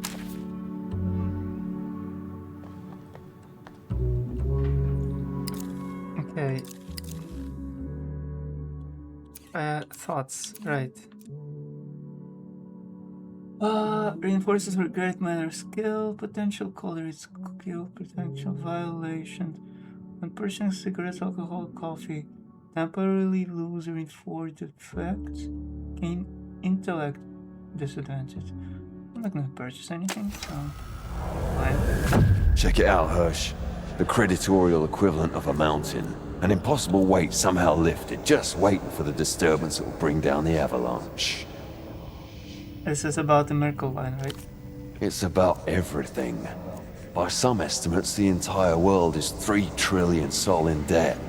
If every one sol note in existence were used to pay off every loan, at the end of the day you would still come up short.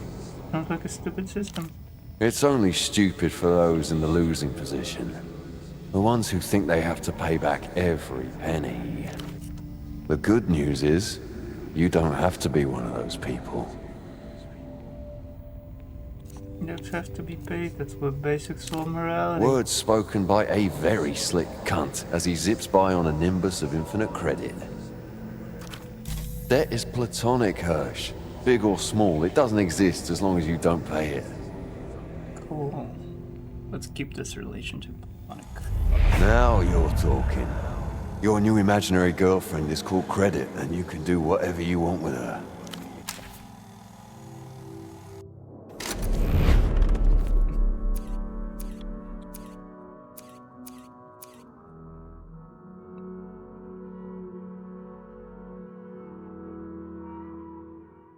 Okay. Guns believes you double suffering from condition Corlas, blah blah blah. Let's put this thing back.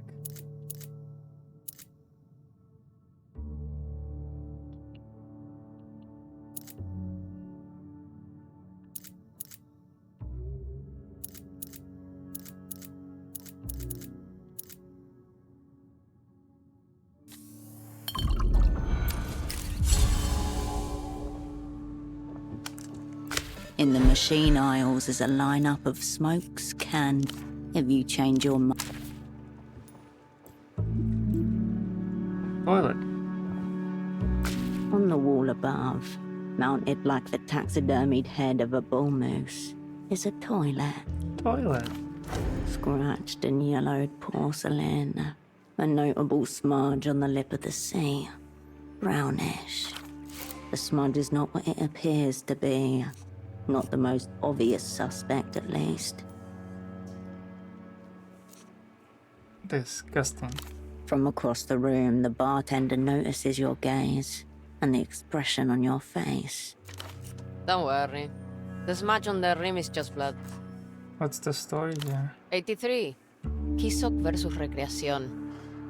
The referee sent Peña off on a bullshit call. A riot ensued, as per tradition. Someone ripped a toilet right out of the washroom wall and chucked it at the Recreación supporters. It's a misty, watercolored memory for her. Kisok's pride. The moment it all peaked. When all the madness and meaning in the world swelled into one glorious, unstoppable wave. Countless injuries were reported in the aftermath of the incident, and 2 fatalities confirmed. Viva el pánico querámicos! The bartender gives a small, approving nod in your direction.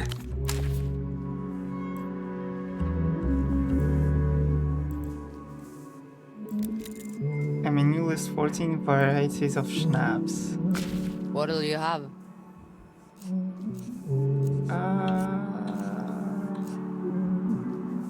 Let me get a drink.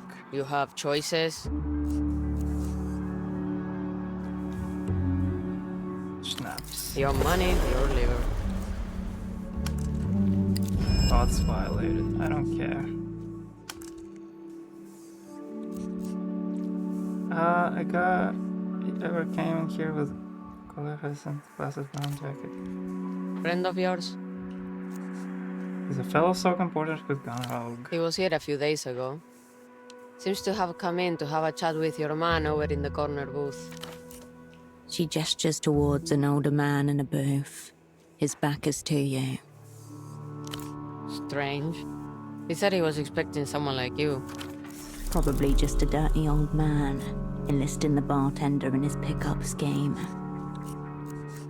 Is he the one paying for this? No. That's a display of Kisok generosity. He said you were in the same line of work. Would that line of work happen to be fake sock importer? Identity unknown, intent unknown, affiliation unknown, threat level unknown. It must be a mix, I don't know. Not my business either way. Call it. Just drink your drink. Observe him from a distance. I don't think we've met. No, I don't think we have. I'm Lucia. Herschel used to be a regular. What brings you back?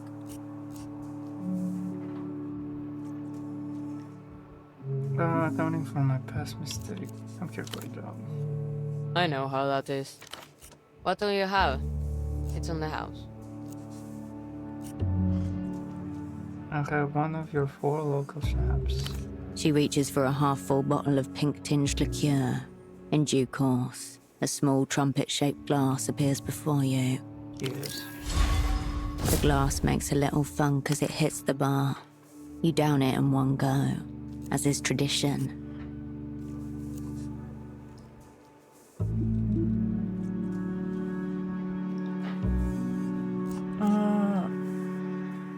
Are you from around here? Close by. I grew up about 5 minutes from here. It's cool that you stayed close to your roots. If you're born Kisok, you never really leave. You know why they call it Party Alley? Because it's so much fun being here. It's Calle del Partido, from when we still had El Partido Comunista. They built the plaza around the Palace of Culture, not the other way around. Close the memory of forgotten palace. The bartender doesn't acknowledge the gesture.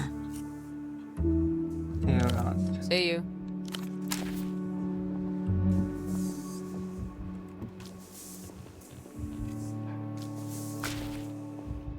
An older man, heavy-set, looks up as you approach. On the table next to him is a large plastic box. An accordion hose runs from the side of it and disappears between his shirt buttons. It's on a table, but sure. Like a dead octopus, smothered and forgotten about.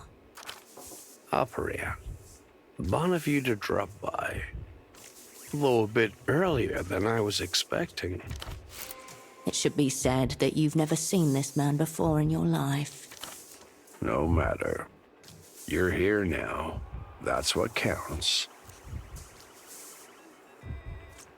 Have we met before? Never. And yet I think we're well met. Some reputations precede. I heard a notorious spy had escaped from the freezer and was running amok in theater.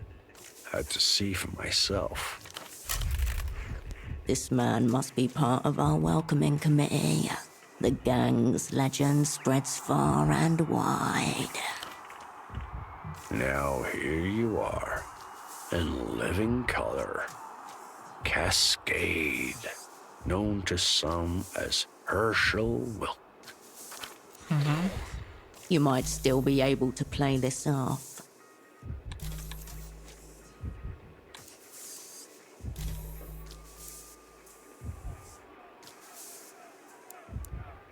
Red check, you cannot be trying.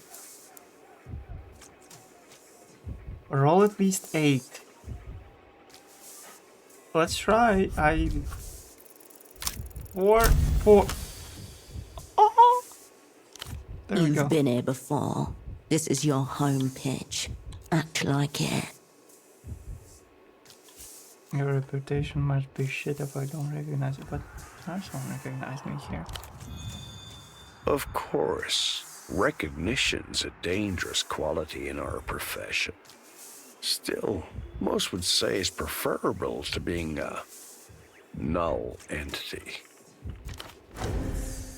Null entity. The Operant Bureau's preferred name for those it would rather forget. But my sordid history's not the subject here. It's you everyone's asking about. What are they asking about? All kinds of stuff. They were asking, has she figured out her assignment yet? What's going on with her double? Does she still have it? Thrilling questions all. I see. But mainly, they're concerned about your heart. My heart is my concern. Size of a fist. Weighs about a quarter kilo. They want to know what you'll take for it. My heart got a 10mm bullet next to it. A heart with history. There's connoisseurs who'd pay a premium for that. Reminds me of a story in the paper. An Azuri cannibal pays another man for the pleasure of killing him and devouring his heart. Gruesome scene. Features a frank hand and all sorts of unprintable details. One detail they did print, though, was this. The fella who sells his own heart accepts his payment by check. GMs find it uncashed in his blood-drenched shirt pocket.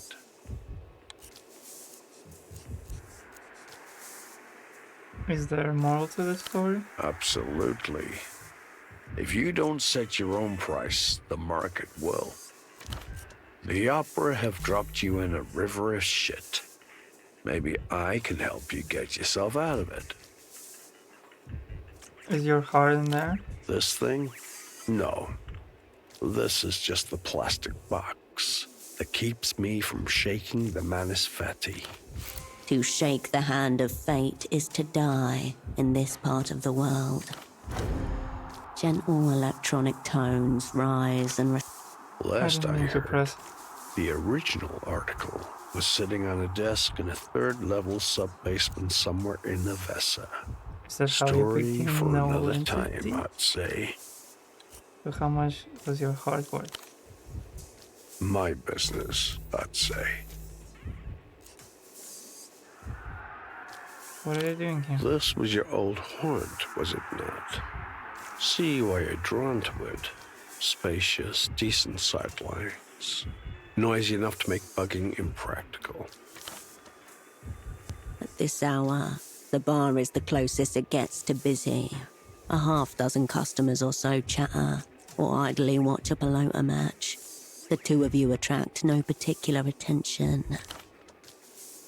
Meanwhile, the bartender washes a few glasses in a tiny sink, looking up every now and then towards the television. Yes. This place will do. No, I mean, what are you doing in Portofino? As I said, wanted to witness your return to live action myself. Just because I'm bereft of official existence doesn't mean I can't keep an eye on the younger generation. Maybe pass along a little practical wisdom here and there. And how am I getting on? Verdict still out. Doesn't even seem like you made it as far as your unfortunate double. Almost like you made straight for the bar. Interesting approach.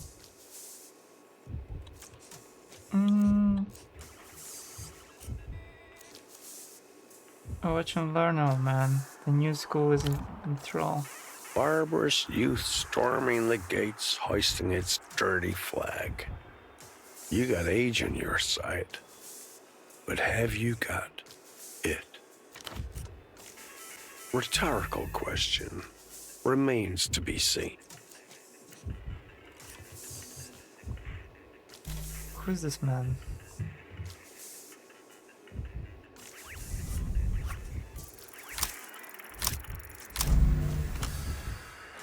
My fucking god. There's no man here. A null entity does not That's because you're not speaking with a man. You're speaking with an augmentoid. Wait, no, that's stupid. Just look at the heart box thing. The theory is bulletproof.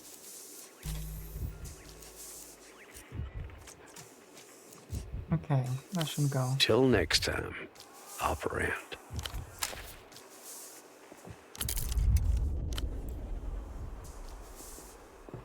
Under a thick, curved screen, colors rip and tear into each other, making it impossible to make sense of what is currently playing. A discolored bloom of interference mars the corner of the screen, tinting the dancing mascot on the sidelines purple. Looks like you got a problem there. Oh, yeah. Pro typos are garbage. I suppose I'll buy a new one. That sounds expensive. Nothing lasts anymore.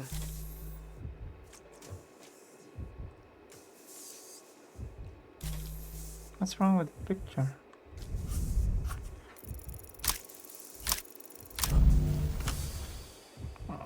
on. The television is a cheap Lusian knockoff.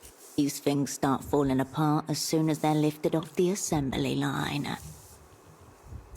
There must be some hope fixing it. All things can be fixed with enough time, effort, money, will. The question is, do you have any of those? It's pretty, but it also makes my eyes hurt. The TV continues to rip open the colors of another dimension.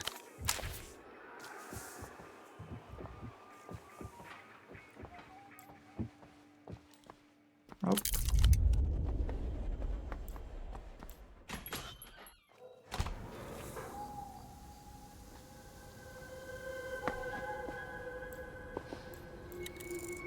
Good vantage over here. For what? Cigarettes.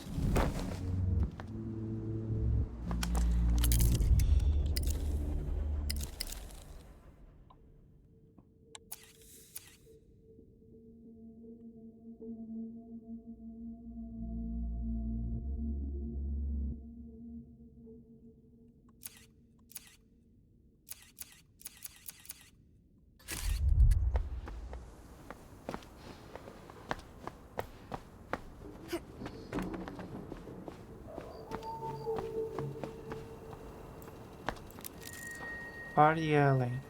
It's on the dress. Oh wait, now I... No, never mind. I don't know where the fuck I am. I'm so lost. What are these? Piggies? Wild boar piglets snuffle through the city's trash, still wearing the stripes of babyhood like halitosis humbugs. I'll recruit them. The fascist would never see it coming. You didn't bring any pamphlets or manifestos. But where there are bullets, there are boars.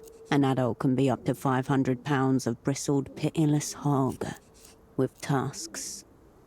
They're dangerous? Yes. Okay. You leave the boars.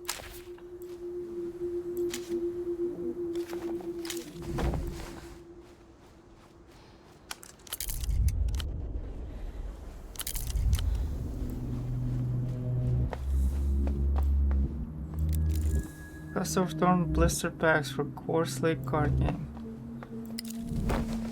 What's up with this guy?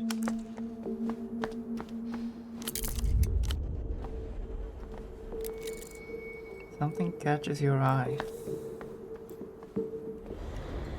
Whoa.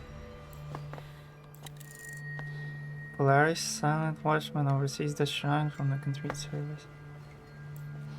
What's that? An altar to Polaris, the bazaar's unofficial patron star. It is cluttered and precarious with offerings. The shrine lacks the sacred air of Mercian churches you knew as a child. It is an organic thing, maintained by locals of their own volition. Like a collective artwork. A spectacle of Porphyrian humanity. The steps worn with the years of its visitors' hope and grief. Whatever their meaning, they were enough to summon you here, now to this shrine rammed into the side of the city.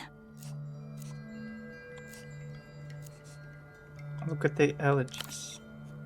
Ink stains and knife scratches adorn the shrine. Jagged words cast toward the flickering skies. In your guiding, we learn. Do you envy our brief, searing lives? Marco loves Puss. As you fade, we follow. Examine the offerings. A collection of cheap plastic photo frames, haphazardly arranged on a red checkered tablecloth. An improvised welcoming party, here to greet the distinguished visitor from the People's Republics. Between them lie offerings and totems, a necklace, some out-of-circulation coins, an old packet of smokes. Look for a photo of Malin's feather among the offerings. There's no sign of the missing vendor. Someone just left these here, examine cigarettes. Ouroboros Black, an imported brand. As soon as you pick it up, you feel that whatever's inside it is not cigarettes. Outslide a few stapled pages folded neatly into a little cuboid, almost exactly the dimensions of the package. Rite of passage. It's an exit visa. Permission to travel freely out of Portofino. This is a job of some kind. A hush falls over the shrine. A wisp of smoke tendrils into the air. Examine the papers. An elderly man stares back at you from a printed headshot at the document's apex. Long black and grey hair swept back in a wave. Augustino Dante, according to the name on the pages. Born in the year 27 in La Luz. Are these legit? The name, who knows? The document, yes. City issued. Holographic stamp and all. Just in case. You refold the pages along their elaborate creases and slip them in your pocket.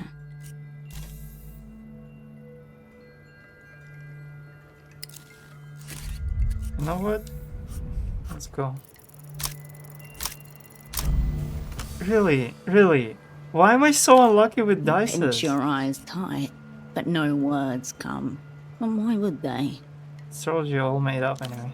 Remnants of a more primitive phase of consciousness. Nothing you should concern yourself with. Okay, there's no... You have no words for this place, and it has none for you. Okay. In the darkness, you feel the presence of all the strangers' offerings more powerfully behind you.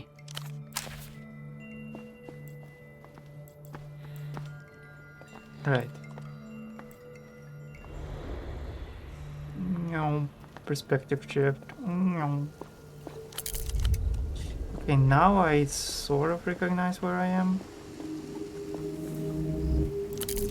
It's a bit weird. The map is so hard to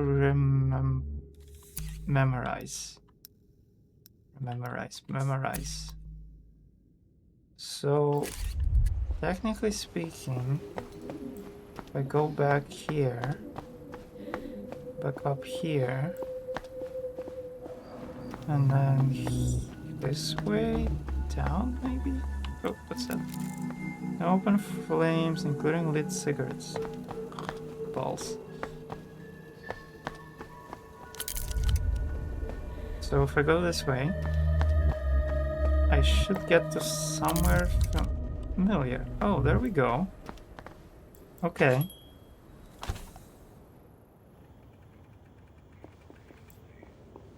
Hello. I'll print. That's understandable. It's been a while since you were last in Porto.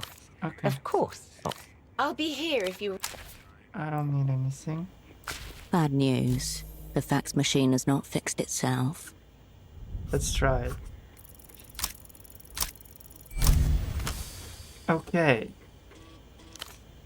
The holy innards of the facsimile machine reveal themselves to you like a sacrificial animal waiting to be interpreted.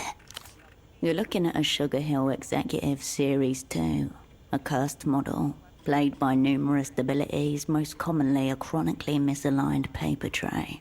Snap the paper tray back in. From the machine bowels comes a pleasing chunk as the plastic tray slots back into its receiver. The paper belt purrs as life is restored. Yippee. Much better, thank you. That should do it. The small green light marks its status as ready. You turn away from the fax machine.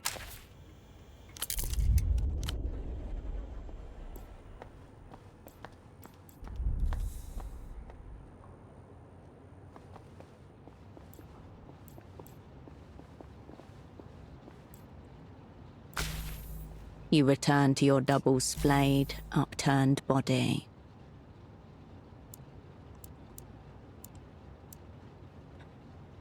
How much to roll? At least 11 with the two highest.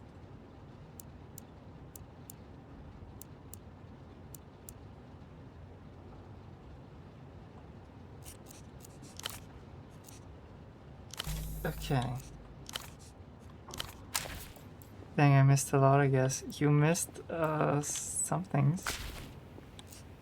You turn away from... Okay, let's see.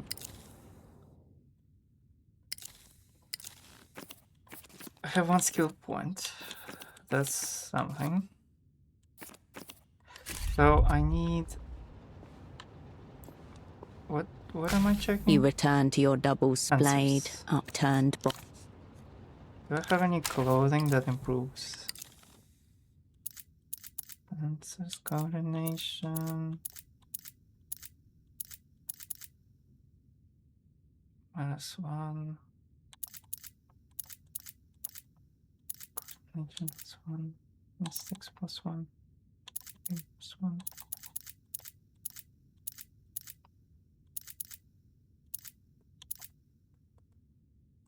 Sensors.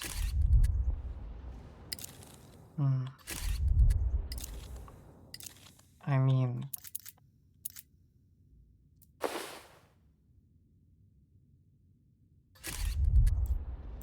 You return to your double-splayed, upturned body.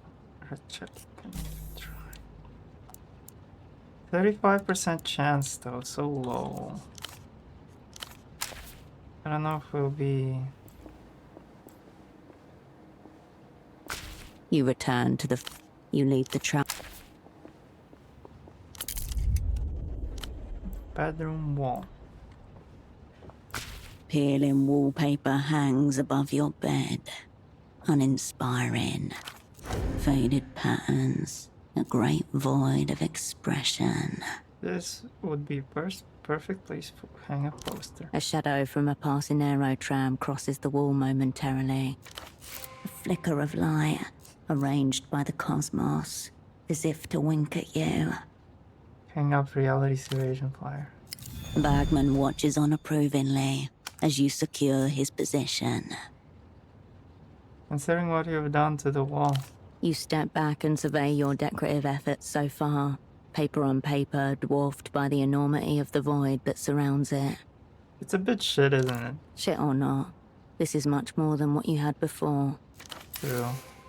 Thousands of miles away, sad people in pressed suits wander the cold, hexagonal halls of Satellite Facility B, longing for a pop of colour.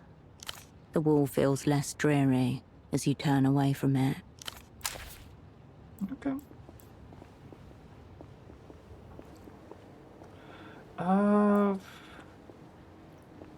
The stereo is right where you left it.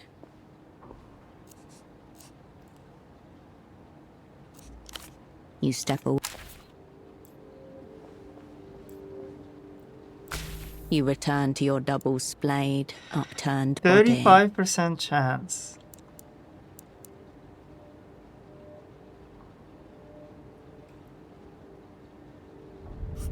Let's go.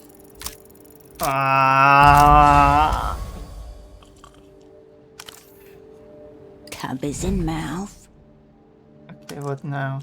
No action. Assess blood flow stimulus response. A firm slap might be the last thing he needs to come back. Slap him.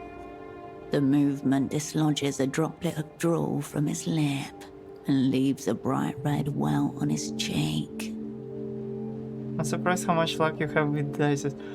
It's so bad. I'm always rolling 3s. Like, whatever. Straighten his glasses. Gently, you rearrange the unconscious man's glasses onto his nose. This close, you see how empty he is, how slack his muscles. This isn't the peace of sleep or even a coma. He's gone. Rub his crouch? You smooth your palm over his trousers, rubbing the fabric until you feel his body stir. A soft twitch in reaction to your caress. Okay, little guy. No response. Thankfully. Here's him. You place your lips on his, slightly parted. He is warm but slack, exhibiting no response to the touch. Try breathing alive in him. You pinch his nostrils with one hand, steady him with the other, and blow. His cheeks puff out on either side of your face like slack, stubbly bellows. But no response. He isn't coming around. You stand up. Whatever happened, it's far too serious to be alleviated by medication of uncertain origins. Okay. Oh.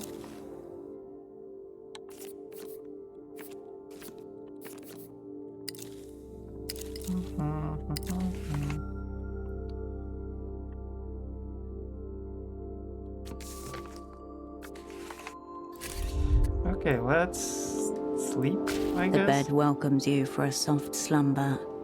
And how long have we been streaming for? 4 hours. I would guess it is a... The anticipation of a decent rest pulls you towards the pillow.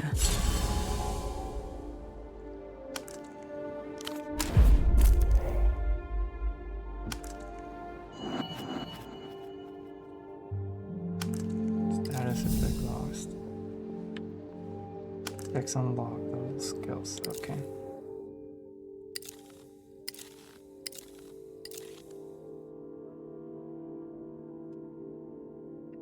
Wow.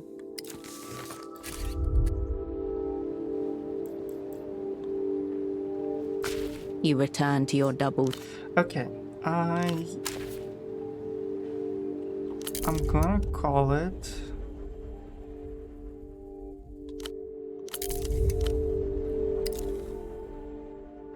How do I? Oh, there we go. Save. Slot. Okay, I'm gonna call it now because it's been a while, and I technically can keep going, but it's a bit late, and I don't want to get louder. Yeah,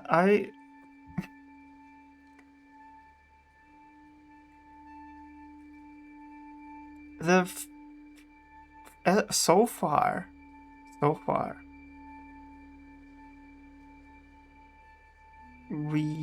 there is no, I didn't get a catch. It's like in Disco Elysium, there is a catch where you're like, it's sort of like mystery of what is going to happen? What am I supposed to do? I'm like a drunken cop and yada yada. But here it's like, okay, I'm a spy. Okay, I don't know what my mission is, and I was ordered to return. And there's some people missing and there's something's going on.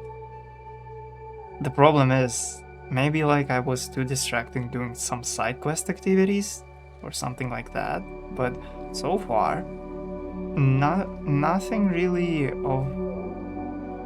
happened. Like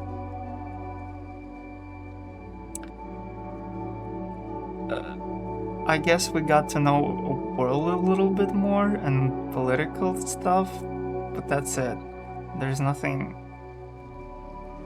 really that caught my attention. It's fine. I don't think the game is bad. First day, yeah, but even in Disco Elysium on the first day, you could have done a lot of things that would be like, oh yeah, I'm interested. It'll take a bit. I know, but like, do I know how long the game will be? And if the game didn't catch me in 4 hours of gameplay, there's no like that click that suddenly goes, oh yeah, I like the game. So right now, my only grudge is that it's very slow. It's unbelievably slow. The only reason I would, if I wasn't playing it for the stream, of course, but right now, if there was, the only reason I would be playing it would be maybe,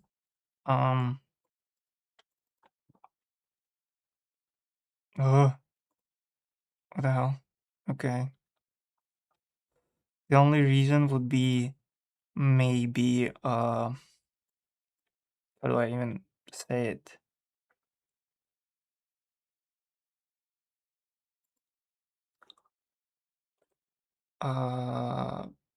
brain fart. The only reason for me would be the mystery of like what the hell is happening. That's the only reason I would keep playing it. Like, but and what's the even story about? Because I don't even know what the story about, and that's the only reason I would keep playing it. So I don't know. Maybe the story gets more interesting. I hope it will, because otherwise it's gonna be a little bit upsetting. I didn't hear bad things about the game. I heard only, I guess we would call it decent reviews about the game, like in terms of opinion.